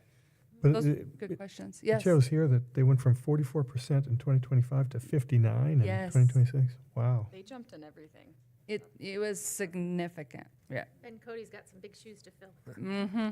Ben Cody was kudos to Cheryl Brockett, but also kudos to Ben Cody because he was a big part of this academic decision making. Yeah. Okay. Middle school. This is fun. Yeah. Okay, middle school ISAT. I'll give you just some quick overviews as you're glancing at that data. Compared to last year, we just have kind of sort of steady. We're sort of steady in middle school. 8th grade ELA does remain a highlight. However, we're 10 percentage points above the state. That represents about 80 students moving from level 2 to level 3. That's enough for me to talk about, right? Alameda posted large gains in 8th grade ELA. Hawthorne showed a strong jump in 6th grade ELA. Science proficiency, I already mentioned, stays strong. If you go to the next slide, and then again, we can also point at middle school math that we want to focus on. That's where we want to focus. Elementary ELA, slide 8. The district performance remains strong relative to the state. 3rd grade ELA highlights. This is fun. 3rd grade ELA highlights. Idaho, Green Acres, and Lewis and Clark with significant jumps in ELA. And if I can mention Idaho for a minute, like I just explained about 5 minutes ago how hard it is once you're up to those higher levels of proficiency to show significant gains. To be at a 74% proficient and jump to an 88, like those are hard, those are difficult gains. And so that's impressive. Fourth grade ELA highlights, Green Acres, Jefferson, and Wilcox had notable gains. Fifth grade ELA highlights, Lewis and Clark and Tendoy showing strong improvement. We can even sometimes go down to the teacher level, and our instructional coaches enjoyed doing that. We did that with AJ a little bit of like specific teachers that they worked with on instructional strategies and setting goals with them and to see their improvement. So that was reassuring. If you go to elementary math, third grade math, we had Idaho, Green Acres, and Lewis and Clark with significant growth. Fourth grade math, Chubbuck, Jefferson, and Syringa showed strong gains. Fifth grade math, Green Acres standed out. I'm the English teacher. That's a good sign I've been talking too much. Fifth grade stands out with notable improvement. And then finally, last slide, fifth grade science. Our district is performing very close to the state average, but their highlights include Idaho, Green Acres, and Lewis and Clark, all showing substantial jumps in our science data. That concludes my report. Well, You did have a lot of questions, Yeah. to be fair. Go ahead. Two observations. It's interesting, Idaho always has these huge leaps, but then fourth grade math was kind of a upside down.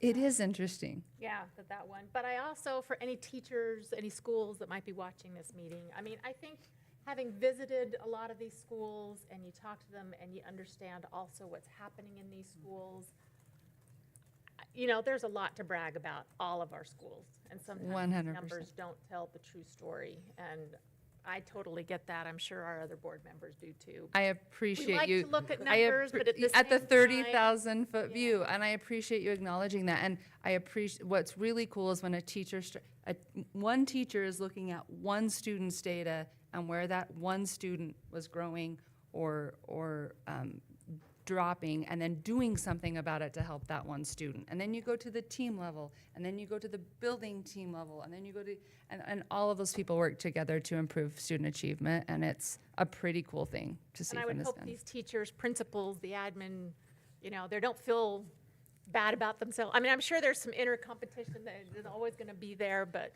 We work really hard, so this will be the last thing I say, because this is really important. Growth data. I came from at Irving Middle School. Sometimes our proficiency data was low, right? And it was really important with teachers for me then to show them that growth data. And now that the state's doing it the way they're doing, that growth data will be released in the fall. So we will know for the first time ever that 62% of our students met their growth goal, or 75% of our students met our growth goal. And that's going to be really reassuring and really important to hold side by side. And for me, I hold it above proficiency data. I hold growth data above proficiency data. So I guess a comment I would make is that I think if we take a look at the people, the number of learners we have on free and reduced lunches, and we take a look at the socioeconomic impact, Lewis and Clark seems to have, have a lower, more socioeconomic challenges, and you mentioned them a lot here in the last 5 minutes. So And that's why they got mentioned by the state, because in that rubric and that criteria that they used, not only did they have a large number of low socioeconomic students, they also had shown growth consistently over. And so those are the types of things that we meet and what are you doing and what's working? And yeah, try to really, replicate. And it's Good fun. job. It makes the job fun. yeah, no, they're doing a good job. But thank you. Can I just Yeah. ask one Yeah, go ahead. clarification? Okay. So, example, I have a fourth grader at Tyhee in English. So if I look at that, it's a 44%. If I go back and look at the third grade from last year, that was her grade, right? Like that's, Yes. they went from 37 to Yes. 44%. Like, Which is really, we love to look at longitudinal data of cohorts. We like to track, and that's what our teachers do in building. They track that cohort data over time from year to year, and that's where the powerful decisions, like this is important, but we feel like if we do the things right at that level, this proficiency data will take care of it. We never sit down and say, we're gonna move, well, we have to sometimes for the state. We're gonna move for 52 to 55% proficient. That what does that mean? What are we gonna do? Like the actionable data is deeper. I just wanted to make sure I was reading those Yes. right, that they weren't already adjusted Yep, that way, so. yep, you're reading it correctly. Thanks. Yeah, Do it thank you very again much. sometime. Okay. You want me to- Next on the agenda would be the 4-day versus 5-day committee review, and Deanna took off. Looks like maybe she had a phone call or something. We do have 2 attachments here, the 4-day versus 5-day committee purpose and guiding priorities, and the 4-day versus 5-day committee review. So I'd like to hear any comments or questions we have about that.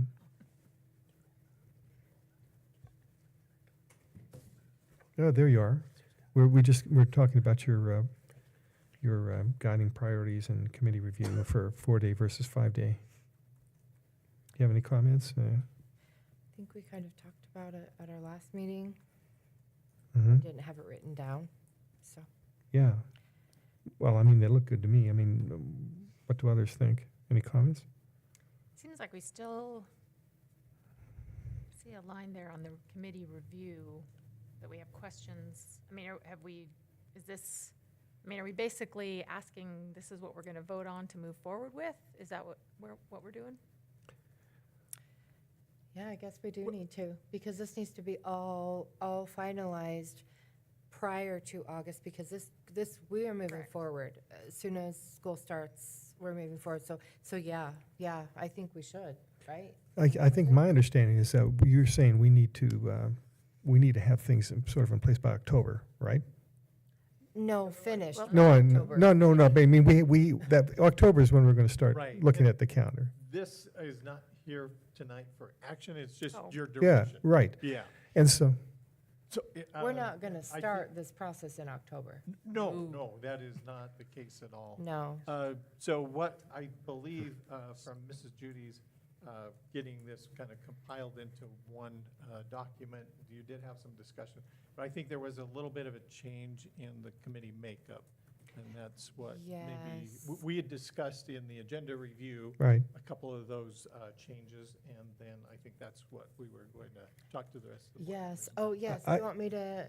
Well, I have a question first, though. Yes. Obviously, we're trying to prioritize this because we do have a timeline we need to meet. And so what's that timeline we're looking at? I thought it was like, So that's that's gonna be on the July's, that will be for action, July, right? That will be for action in July. You'll set the timeline and take action next month. So our plan is to roll out the, call it application process in the back-to-school notifications, and as we distribute that information to get folks to volunteer for the committee and for the board to have an opportunity to select committee members from the parent group. right, and so, yeah. And that would be in place, yes, for the first part of August. By the end of August, I'm thinking you'll have those picked. We'll have any alternates, and then we could start as early as the 1st of September to get underway, Mr. Chair. Yeah, and then the actual decision, the actual vote on the calendar occurs in, We will decide that next month. okay, good. Yeah, no, the reason why we're doing this now is that, like, again, a lot of people are on vacation, a lot of people are busy. We wanted to get as much of this rolling so that when school starts, we can actually get these committees formed and start getting input. And that's why we're looking at it now. I would, can I just make a comment on a couple of things that are different? We didn't really have anything written last time. We just kind of said we need, representation from. So as far as the parents, 3 from elementary, 2 middle school, and 3 representing high school, a lot of the same, and then 1 or 2 coaches, a lot of the same challenges are very similar, elementary to middle school versus middle school to high school. It's a very different situation. You've got early morning, you've got after school, you've got the kids have jobs, they drive, there's so many more that I wonder if we should have a better representation of all of those factors in the high school, because, I'm kind of second guessing what I wrote. Because 3 and 2, that's 5 parents representing kind of a lot of the same concerns. The parents are responsible for taking the kids, and they don't have early morning, they don't have after school. They Middle just, school wouldn't there's, have early morning. They have early morning athletics or band or things like that. oh yeah, I guess they would have a small amount. I guess they would have a small amount, but it's just not the same. So And are a you parent suggesting of a that middle schooler, or, yeah, I'm wondering 2 if, elementary, 3 middle? Is that what you're yeah, saying? maybe we should just do 2 elementary, 2 middle, and then the 3 high school hopefully represents everything, because some high schoolers are zero, they are not involved in anything. And if we've got parents that represent that, then parents that, we need to represent lots of different kind of scenarios. Kids that have to work. You know, Well, we and it's talked highly about that. likely any one of these parents are going to fit in multiple categories. Um, too. as I mean- far as like ages of kids. Well, meaning you get someone from middle school, for a middle school parent, they may already have an elementary student and a high school. Right, and that needs to be taken into consideration when we're selecting them. Well, I think- Because if they represent more than one, and so say we've got one that we've only got one that is just high school, or maybe we've got one that's only elementary, we made sure, when we choose the parents, we need to make sure we have a You balance. can just make sure that's on the survey. Yeah, you have an the asterisk. So survey. then that makes me think, only because I worry, even our Highland committee was so big. You know what, though? Do you make this part of the application that you have to have multiple kids? I'm just throwing it No. out there. I don't think so, because it really, they are but they're representing, I don't know, I think we need to just make sure we're representing everything. Sure. No, I You think know. there needs to be, Yeah. but do you take precedence to I those don't- that have I don't- multiple children in I wouldn't multiple- not take someone just because they didn't have a high school kid if they have an elementary kid. Or maybe if or they have vice at least versa. 2? I don't mean, know. because it would be helpful if we had high school parents that didn't have elementary, because then you can say, yeah, that applies to elementary and middle school, but that doesn't apply to high school. There's just Just so throwing many it out there. different, We I didn't, know. I know. It could be an advantage to have someone with multiple, so you didn't have as Mhm. many people. I'm not so concerned about as many people, because 2, 3, 6, 7, 8 parents is not that many, because you need a broad representation. And I think when we're asked, like, But Did didn't we only we- have, I don't know, Jonathan? I know. What did we have, 4 for parents? for on high school, for Highland committee was different, because Just. we needed to have representation from the science department, from the music department, from the athletic department. Every single aspect of that project needed one person to represent them. And so there were a lot of moving parts, and this is different just because we need different ages of kids and different considerations of kids. Because some parents, like, if there's zero involvement in athletics and sports, like, that's a very different family than an elementary family that has none of those considerations. You have an asterisk here that says parents representing the individual ages should not have students of both levels. Yeah, and that should have been under parent, and I kind of don't think that anymore. Okay, so then were you going to remove I that? write something and then I'm like, That's under certified staff. yeah, I know, it should have been under parents. So that was my bad. You want to take that out? I do think I should, don't you think? Heather was mentioning that, opposite, the exact opposite. We should have it at multiple levels. But we just need to make sure we have clear representation at all levels. Like, for example, if both of our high school parents also have elementary, then there's not really just high school represented. Where, but then everybody needs to come and recognize that they're needing to listen to all. So then do we have a consensus? We want to strike that? I think we Okay, should. please do. Can I make a comment? Sure. I just think when we look at how many parents come from each type of school, we have 6 grades in the elementary, 3 in the middle, 4 in the high school. So I think taking elementary down to 2 parents is not a fair representation to 6 grades of kids.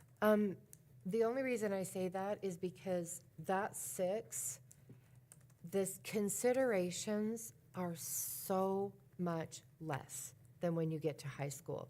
As far as after school, before school, we've talked about kids wanting to work on Fridays with jobs. They're driving to school. They've got, the early morning, after school traveling. That just doesn't come into play in elementary. I mean, It just doesn't. I would beg to disagree with that because I know plenty of parents that are taxi drivers after school every day. Like elementary kids do as many activities as high school kids. No, I'm talking about early morning and after school, school things. School things. I mean, yeah, anybody can sign up for any number of things Right. outside. I'm talking about school things. Because there's school programs. There's 0 in the elementary. But there are so many different ones. There's band, there's the choirs, there's the tracks. I mean, there's so much stuff. You know, I mean, some of my kids had early morning and after school for 4 years solid. And that's just a different consideration than, Well, I'm okay you know. with the 3 parents at the high school. I just think when you're trying to balance it out, you've got to take in consideration how many kids are at the elementary versus at the high school too. and this isn't a vote. This isn't like they're voting. They don't vote. We're not voting. Like, it's not voting power. It's representation is what we're trying to get to. It's not numbers of votes, like for numbers of kids. It's representing different needs. So that's Can I- what, Can I ask why, so the coaches, just as why did you have that I- as parents? What was the, I wondered about the coaches because of the early morning and after school. This affects them dramatically because every Friday, okay, for example, we talked about, do we want the early release changed to Fridays? Okay, we put that to only teachers, we actually only put that to administrators, that question. If you put that same question to coaches or to parents, my guess is you'd get the exact opposite so reply. you're not suggesting the athletic director, I mean. No, we want down to grassroots. Like, how are these decisions that the directors or anybody, us, making, affecting you? Like, that's why I was thinking it should be actual coaches, boots on the ground. Like, how did it affect you? Instead of like, well, the idea and the concept is, that's great, but that doesn't always translate to how it actually affected them. So I would also suggest then that if we do go that route, that they should not be a certified teacher as well. They all are. Most of them are. Most of I them are. think it would have, Coaches, you're saying? Most of the coaches are are teachers too, aren't they? is it? Oh, because I guess it fluctuates, because I guess it can fluctuate, but I would say that it would probably have to, I don't really know how to. I mean, pick- I think, again, I kind of keep going back to how big this committee is, and I get that there are so many voices. Right, I just worry Well, about, if you you have add so up- many voices. right. If you how have the does it- total, what, we have 8 parents, 1, 2, 3, 4, 5, 6, 23? 23. Oh, that's too big. Okay. All right, let's go back. So I do think, I okay. think we kind of talked about this. I don't see a need for community members on this one. All right, strike that. I I think agree. Everybody's Unless a everyone's community okay, if member, everyone's okay community with, member. they're not the ones taking the kids to school. Right, I mean, I think that one was different than when we were doing pilot. Let's but- do the certified staff. Let's just do 1 at every level. There's no reason to do 2. They can represent, we've got to start pulling back on all of it. So maybe you do 2 parents at every level, 1 teacher at every level, but also include a special education teacher. Absolutely, Right. yeah. And it's a teacher. And then that leads to the district administration. We're not going to have a lot of district administration because we've got it represented down here. There's a coach, there's the special education teacher. Like, those are the people that are on the ground. Like, they need to represent that. Of course, we have our elementary and secondary, of course, because they represent all of it. But anyway, 23 is too many, though. So so that was one suggestion, 2, 2, and 2? Well, what does the math add up to now? Those guys are counting. Or 16, the way I'm looking at it. 15? 15 to 16, Oh, 16. it's like 16, I think, is a good amount. But then we have 4 with the same kind of considerations and 2 with all the high school considerations. Because middle school and elementary are more similar than middle school and high school. If you're talking about like getting the kids to school and like, the kids don't have jobs, they don't work, there's different considerations. So I think somehow we need to have better representation at the high school level because that's where, I mean, so much of this Well, impact the is. coaches are gonna be high school, Yeah. so you've got. So if we do, You have did two you say parents- one or two in that I put- number? I put one in that number, but either way, but you're gonna have at least 3 high school, 4 high school, and depending on who your special ed teacher is, Uh-huh.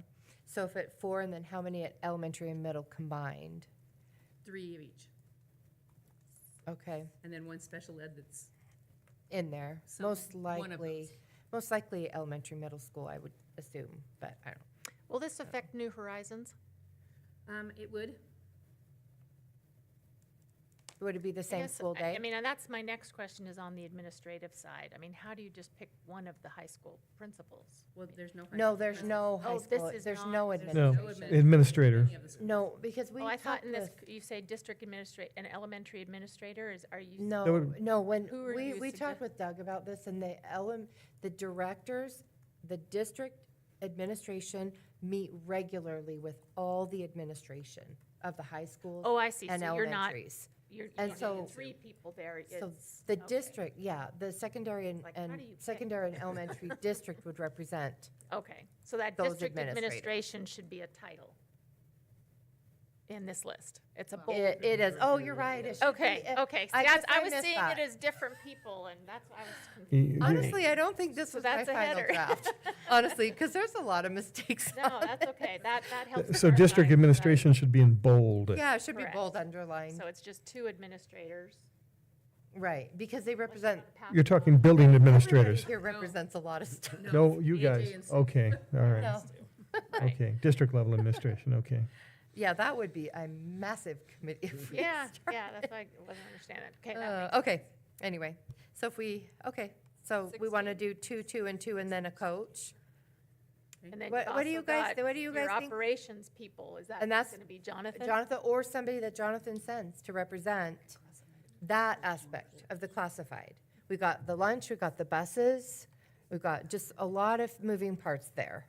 And so Jonathan, or if Jonathan wants to 4, send 5, somebody, 6, whatever, 8, 9, I have 16, 10, 16, 11, 12, 13, 14. I including the think- 2 board members. I think that's a probably a doable good committee. That size. seems better. Yeah, because in the past, you've said about a 15-member committee is a Well, good size. And if the committee needs specific information from, making stuff up, PV Tech or New Horizons, we could invite somebody to come in and speak. Right. Yes. That was a One of great the- idea. And committee. you know what? Oh, that was on the semester Yeah, versus try, okay. you had included it Yeah, there. you're Yeah. not. Yep. Because we included that on the semester versus trimester, a representative from either PV Tech or Idaho State, the dual enrollment, like, that is It needs huge to be PV Tech. for them. Yeah, because kids can go and sit in class at ISU if their schedule would allow it, because the state pays for it. They do it anyway. We do it now. Yeah, well, it's not probably the easiest thing. They- Anyway, that's a different, that's a different the next topic. subject. That's the next in fact. So we'll clear this one up. and- Okay? Yeah, right, let's clear this one up So first. is everybody okay with the Yeah. 2, 2, and 2, and then a coach? Yeah, the 16. Sounds good to me. Okay, good, we have a consensus on that, and you've got it all. Okay, and then as far as the committee purpose and guiding priorities, I would imagine there's not a lot of disagreement with that. You might just take a quick look at that. And the reason I thought, we talked about this in our agenda planning meeting, I think the reason we need that is because whenever say, well, my consideration, well, my kids, well, I want, then you say, okay, let's look at our guiding principles. What's our first guiding principle? Is it number 3 on your, what, are you talking about number 3, or are we all on the same page that the first is the first? So let's make sure that everything, we don't get in our corners. We don't get in our quarters and say, yeah, but I want and I need. Say, okay, well, how does it fit with our guiding principles that everybody should be on board with? And if you guys think that this is something that everybody would get on board with, that's what we need. So, No, I agree. I mean, something has to come first, right? Something has to, because when you're talking about, well, they want, well, something has to come first, and so, And you have I first, the highest levels of student learning, achievement, well-being, and opportunity. Okay. yeah. And I think maybe another is, we also don't have to do anything. Uh-huh. I mean, just status quo Right. could also be the Oh, yeah. ultimate decision. But that's part of this discussion. Right. And it would go into, is that the priority? Right, Right. getting back to what Jim said, if it ain't broke, don't If it fix it, ain't broke, right? Well, that depends on how you. look Well, at it. like I said, that's an option. I mean, that's what the committee's all about. But, Yeah. the priority would be the highest levels of student learning, achievement, well-being, and opportunity. And then next, considering the impacts on families, including schedules, childcare, student supervision, and family stability. And third, considering impacts on teachers and staff, including recruitment, retention, workload, and the district's ability to attract and retain high-quality employees. Okay, Where are Mhm. you reading that? I'm reading that on the 4 and 5 day committee purpose and guiding priorities. That's Oh, there you go. that's the Right, attachment. document. Mm-hmm. Yeah. Gotcha. How's it? Yes, please. I'm not sure how exactly to word this, but I think that maybe on number 2, we need to add something about special ed needs, like the resources that we offer, the like PT, OT, like all those things that we do with schools. Am I wording this? I think that would be included in that, because I on think it's included families, in one. including, Well, that would be in number 1, right? I mean, and the opportunity, yeah, the Well-being. opportunity. well-being, Number one and well-being and number two. achievement and learning. You say Yeah. all Uh, students. So then, Janelle, do you have any wording you think would add to that, or? We're talking about number 1 is Number supporting one. the highest levels of, I know, that's what I was gonna read it for you. Because we have to include all students in I just that, thought that fit under the impact on families, that, yeah. Oh, you think But it it's has to in the- be all students. Every time we consider anything, I think it has to be all students. And they're represented in the committee. I don't think it's a default understanding, though. I mean, I kind of agree with Ray that maybe you call it including. Yes, I think it should be included. Or- considering impact on families and special student services, I don't know how you. Yeah, we could add that. Student supervision, Just student so that it draws services. it. I'd have to wordsmith it a little bit, but I agree you could throw something in there. if- Okay, so Just to what do you guys remind think people about, that that's a consideration. right, what do you think about adding it right after childcare, student supervision, student services, and family stability? You guys want to add that, student services like in to. that? Okay, Okay. I'm good. I mean, everything should be considered, so. Is it impact on family, or is it supporting the highest level of learning? I wonder if that should go on number one.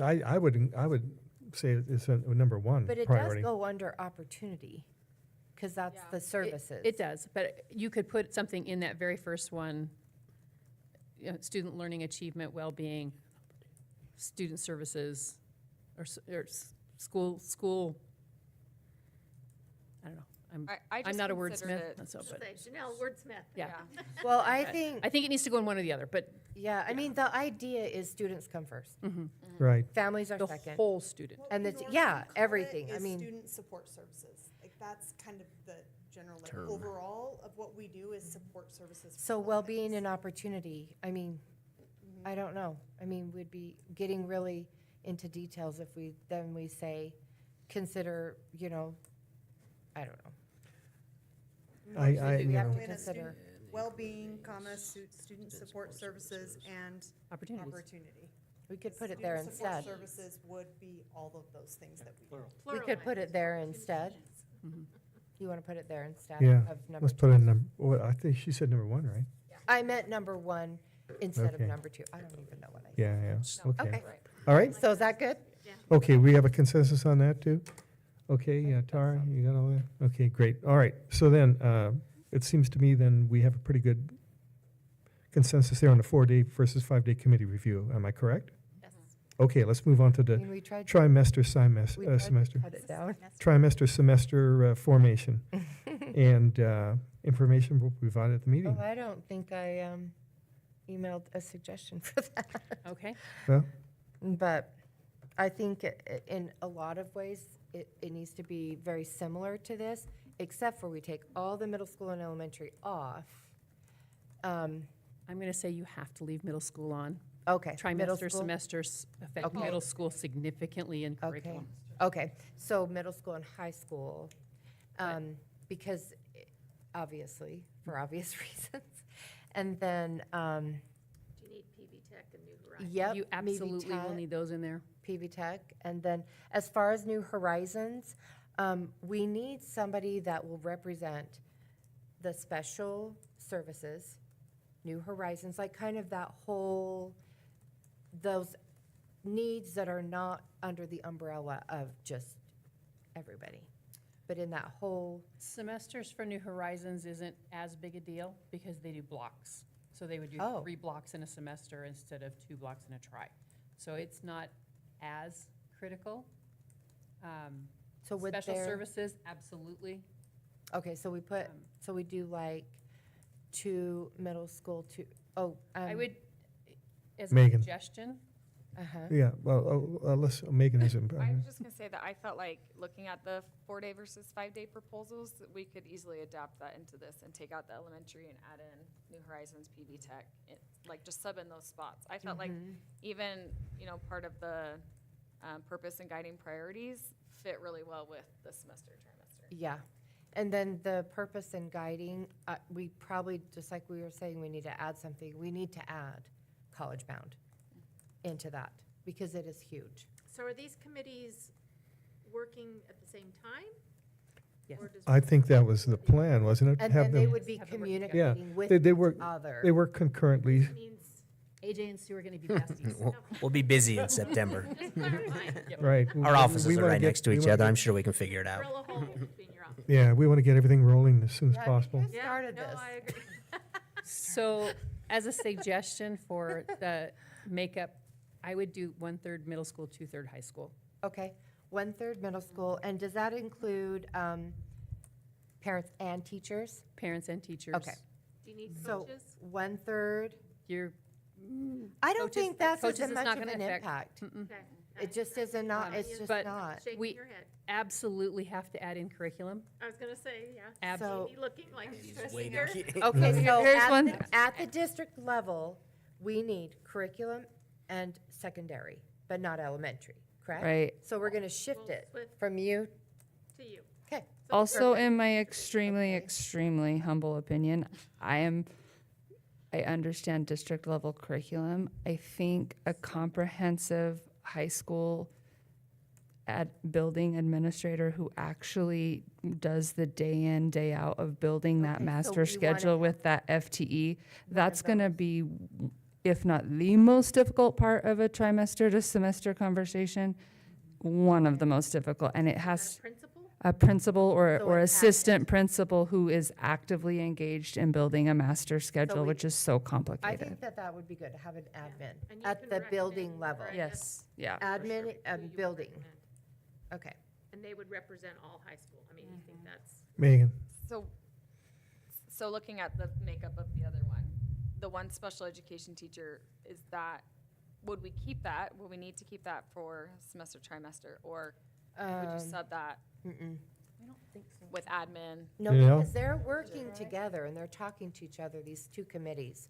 These two committees are talking to each other. Well, I'm just saying, do you want that on this new committee for the semester, trimester? or No, do we- because it's getting, the other committee has, I mean, it's just getting, That will just impact, depending on which way it goes, you might want a special education teacher there because of some changes we just recently made this year, where students can now take like 2 English classes a year and then still be able to go take an elective course or PV Tech or something else instead of forcing them to take 3 ELAs and 3 maths. that So they're is, gonna lose that opportunity to do that if we go to a semester. And I Right. think that would be important information. and that is exactly the same as all the other students. Yep, that's all Those kind of- considerations. And the administrator who's making making the master schedule is gonna be really aware of Yeah. that and will Yeah. represent that as well. Yeah. Right, so we as long want- as that need is represented,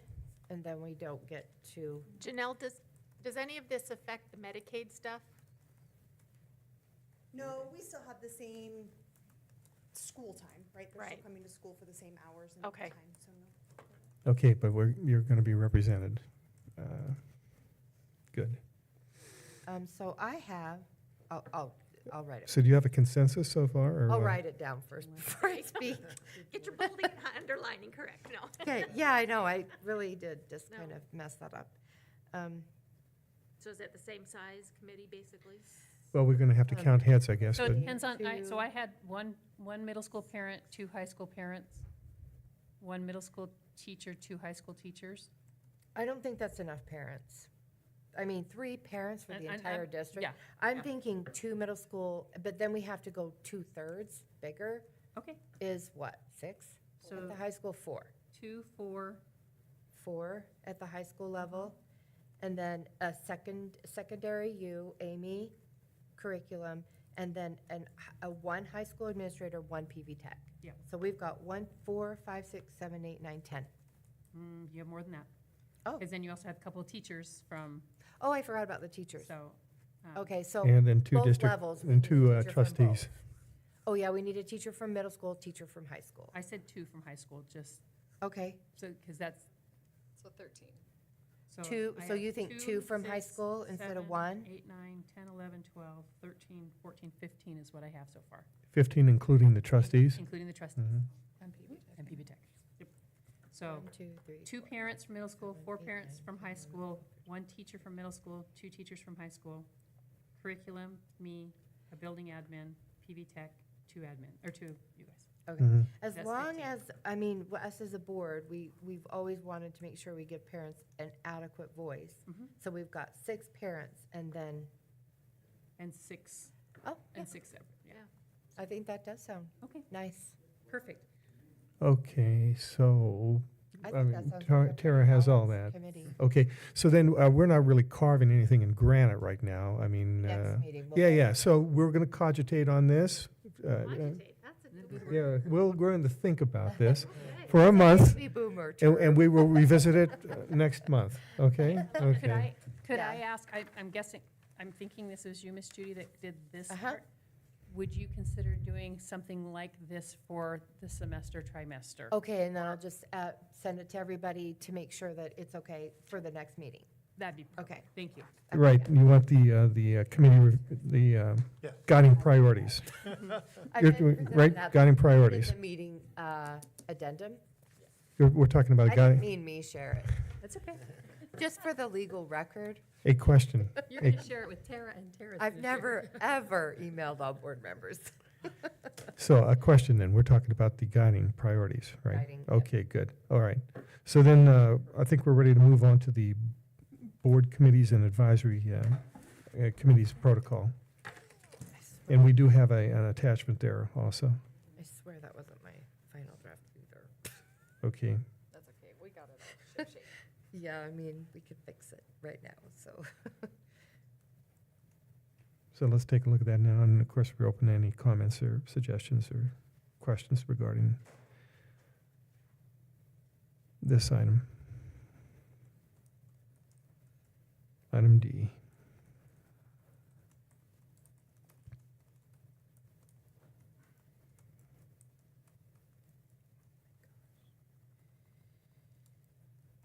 Mr. Chairman, Yes, I just felt like this really matched what we've been talking about over the past months mm-hmm, with committees. I didn't have a problem with anything in it. yeah, it looked fine to me, but Is I'm. there anything missing or not in bold? Formatting, are there any formatting suggestions? Yes, all of the font needs to be the same. Yeah, there you go, I'm we have a pretty mixture. of sure it font. is. No, I think it changes. But I don't know. No, Is it? It's not. I think the only thing I have had a question about, and maybe, you know, because I know this came up again with the Highland Committee, is that when a board member speaks, people see us as the board member speaking versus a member of the committee. And that aren't, I don't know, is it covered in here? That we're meant to be there more as observers as opposed to active participants? No, we're representatives of our entire constituency. Right, but I mean, on these committees, though, I think a fear would be that people would assume that, oh, if the board member says that, then that's what's gonna, you know, and that I we don't should be know. there to listen and observe, but not be a fully active participant. I mean, that was my understanding when we were part of the Highland, is that we were not to bring our own opinions, because that would take place here after the committee had done their work. And we didn't ever decide. I think it's kind of hard not to be able to express your opinion. And just as you're trying to elicit information and gain knowledge, I would agree with you. My philosophy is whenever I'm on a committee like this, I mean, it's an advisory committee, is that I want to learn as much as possible. But in that process, you're going to ask questions. I think the people in the committee will realize it's an advisory committee and board members are just there to learn. But I wouldn't Well, want I to. think learning versus contributing is different. I think it's inevitable that you're going to make some kind of a contribution if you're on there. Yeah, that's why we struck it on our other committee Well, what do you think, Megan? protocol. I mean, I just took the last couple committees I've been on as, I did offer my opinion at the calendar committee and told them, Well, you you're know, supposed to. but I guess I just tried not to come over as pushy about it, and so it's a hard thing to regulate, is what I think. Like, I think we need to be there and not just quietly sit there and watch them, but also not be pushy Yeah. about our opinions. Because we are the only ones elected. Right, but Literally the I'm only thinking ones those elected. discussions should happen with the full board then, not in that committee. Yeah, well, Well, I think they will. I mean, they do. I mean, all the minutes come to the board.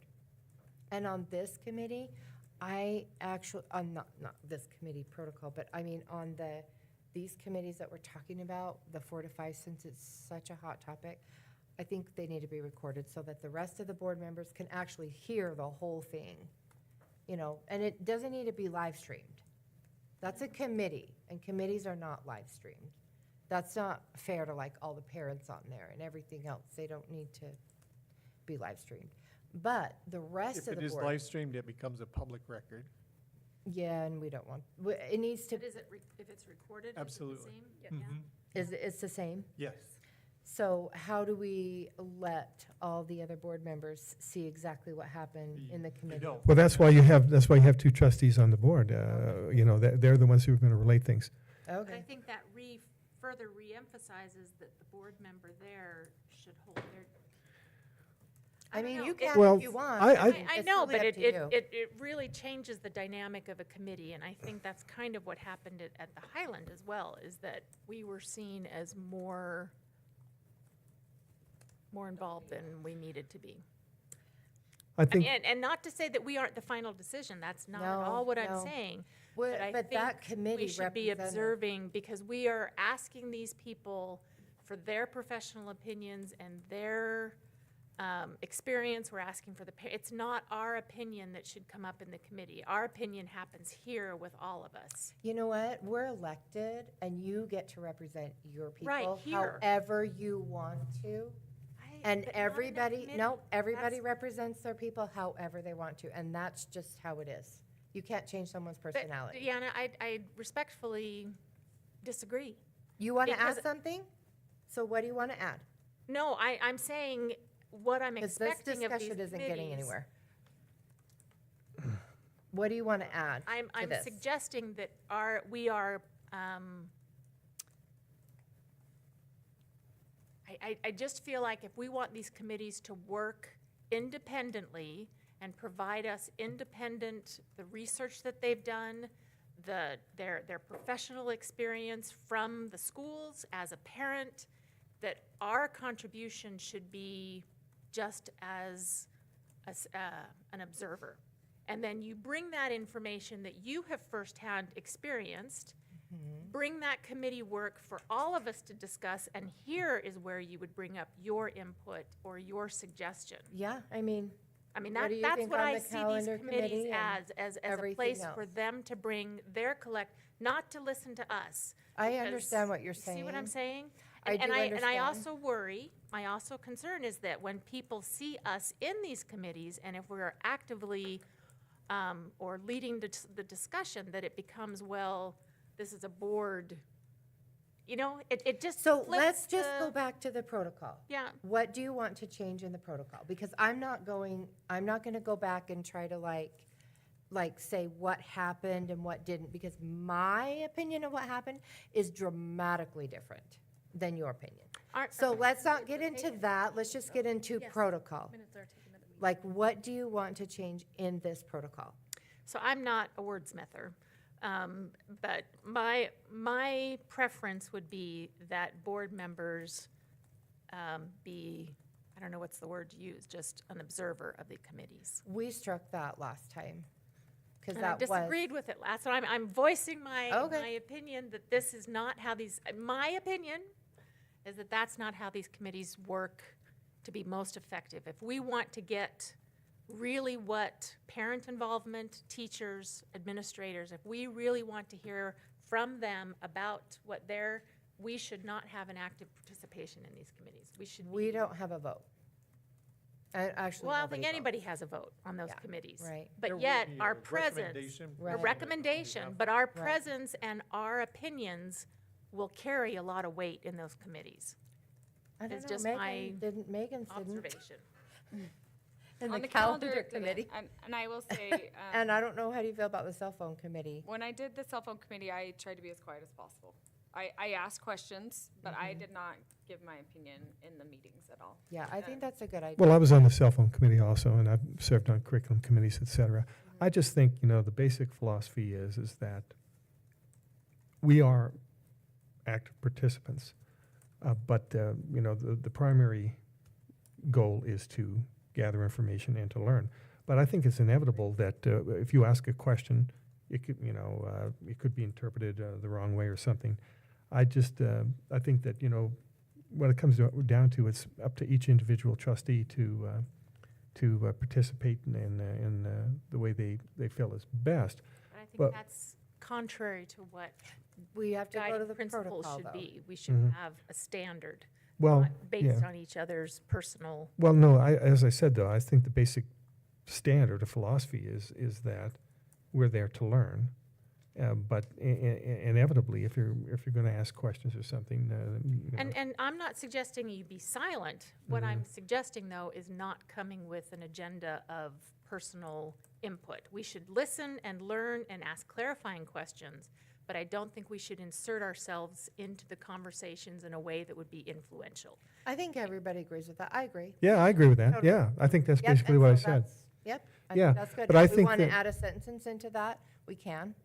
I think that I think we have a consensus in that, writing it down like that is kind of, I think it could be Well, I mean, problematic. if there's that mutual understanding. Yeah, I mean, I think that's. that's my philosophy. I I think think so, I agree with you. I do too. Megan? I would prefer that conversation happen here, where we Sure. all participate. Right. And hear one another's, this is what I gleaned from that meeting, this is what I heard, bring it here, this is what because ultimately we are the ones that vote, Mhm. and Yeah, so I basically. don't want to influence the conversation in the committee, bring it here. Yeah, right. I agree.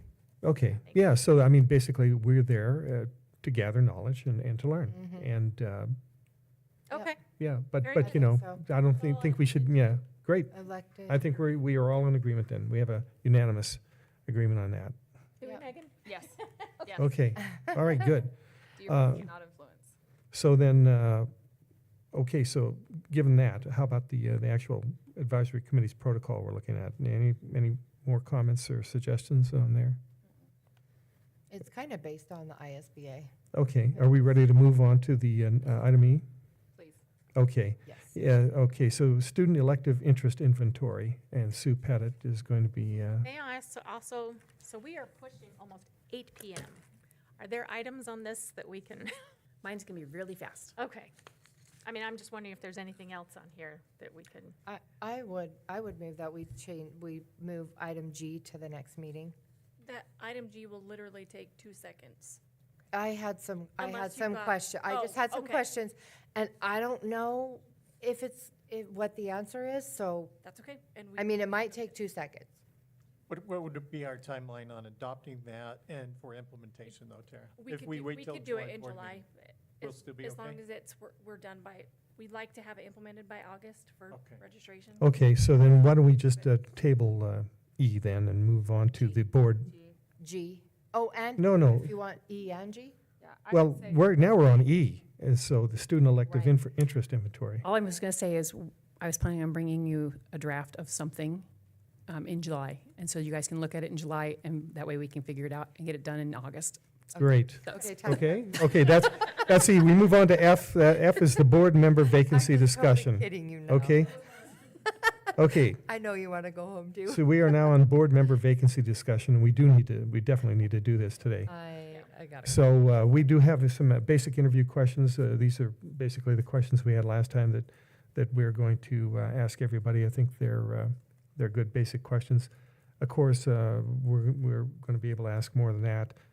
Based upon the answers we get, we're going to have follow-up questions, et cetera. But I think as a basic framework, they look pretty good. What does everybody else think? My only suggestion is I would really like to send these out to them and ask them if they wouldn't mind answering them so that we can kind of get an idea. And then when they come here, it's quicker. Like we could say, hey, I just want to follow up on what you said about this or that. And I think when they write it themselves, we can kind of really see it's a lot easier. The only problem we're going to have is we're on a short timeline. So Tuesday is the cutoff for, right? And then Wednesday is when we would set up interviews, and we interview on Thursday. So we can Next do week? that.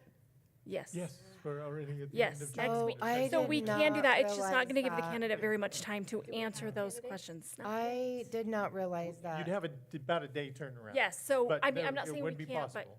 yes, I don't. Oh, is there any way to move it back a week? I did not. It's I already totally made a been mistake. publicized. Okay, all right, I will change my plane tickets. No, Okay. I'm okay with them seeing the questions beforehand. Mm-hmm.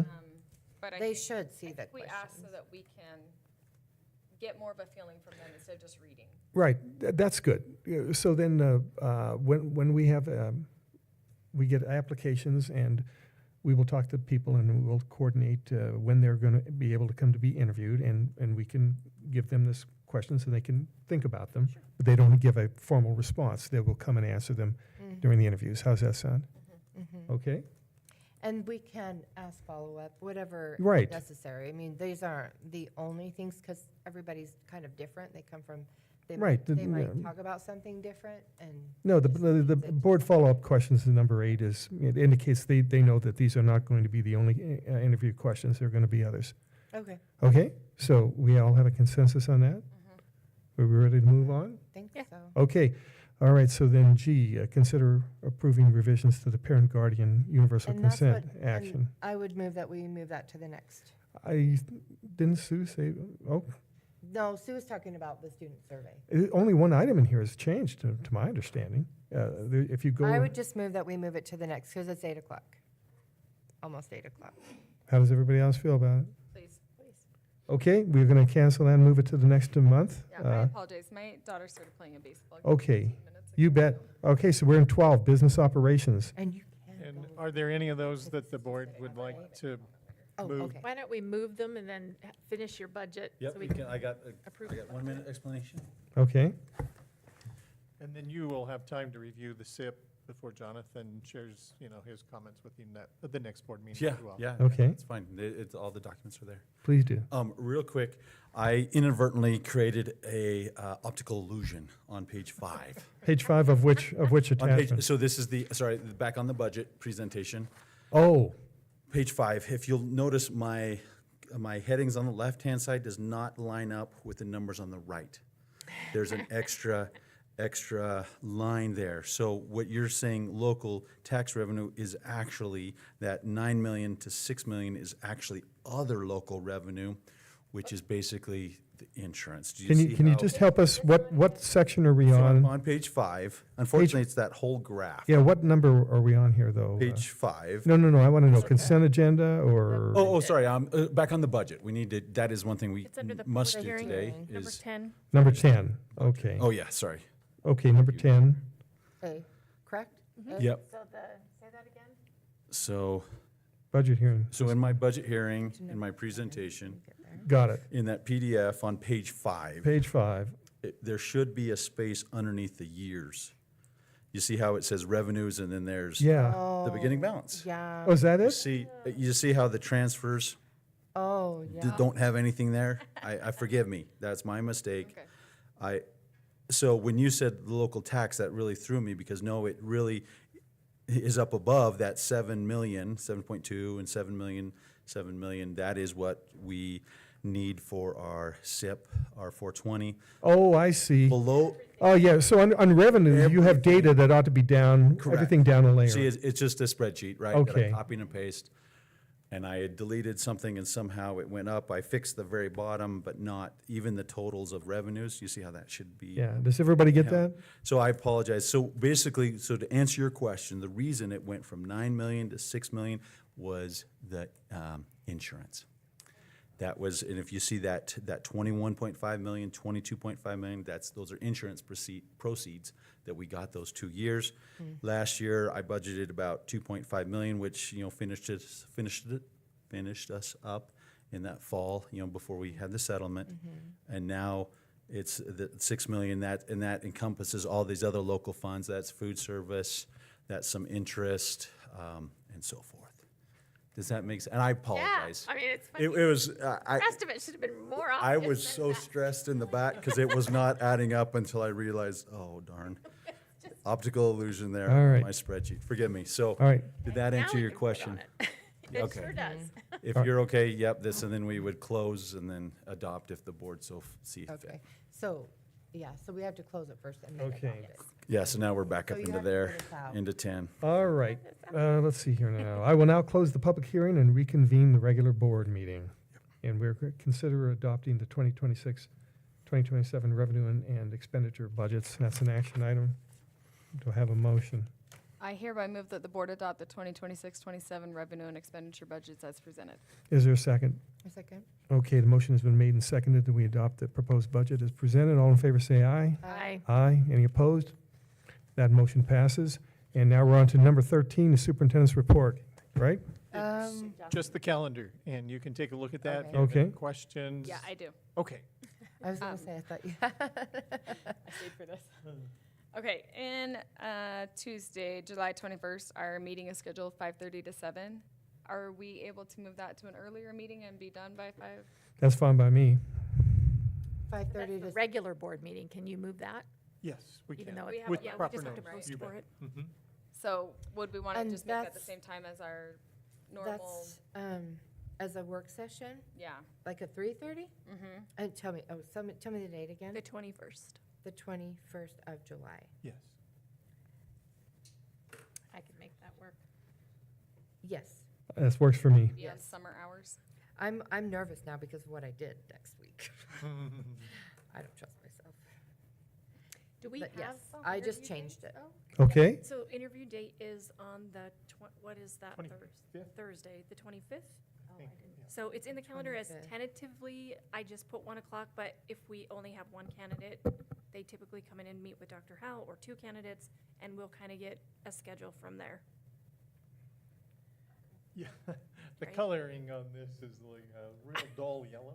So if we don't have any applicants from Zone 3, does it open up to all zones next? Yep. it We does. have, Set all new dates? well, we have 90 days to fill from Zone 90 3. days. We have to do those 90 days. After that, we have a 30-day period where we can choose anywhere in the district.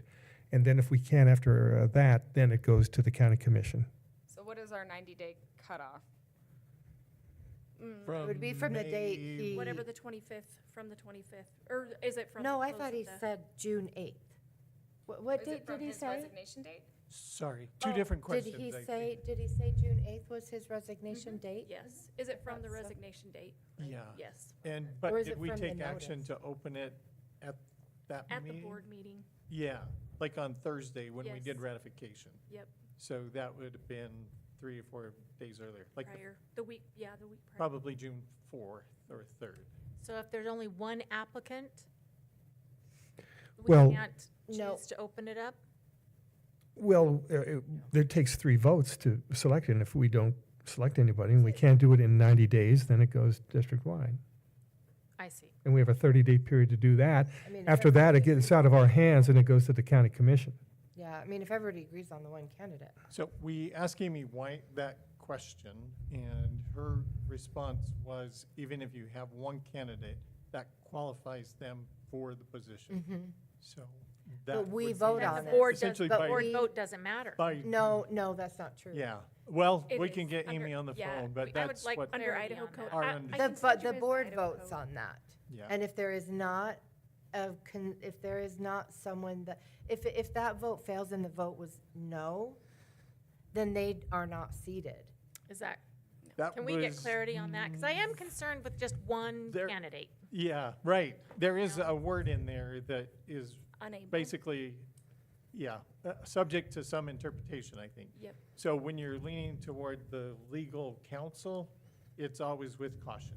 And so you go with, Well, Saying then please do clarify that for us. Yeah, Okay, 'cause I I'll get just- it in I was just writing reading the and we'll state send it law. out to the Yeah. board I rather mean, than I've the just, verbal. if you read the state law, then. So are we in agreement that we can change that Tuesday 21st meeting or to earlier?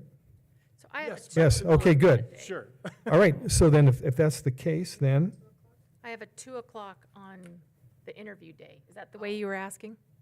No, he went back. No, to he was like, the- he went back to the 21st. board. Oh, the meeting. 21st. Yep, I'm good. 21st, whatever Okay, time. So okay, so I we think then, haven't set a time for the 21st, Right. interview 25th. yet.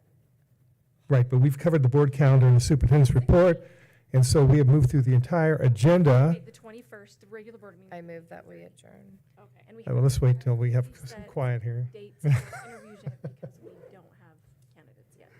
June 20, oh, no, not July 20. July 21st. Okay, we've covered the entire agenda. I hereby move that the board adjourn. Is there a second? Second. Okay, all in favor say aye. Aye. Aye, any opposed? Okay.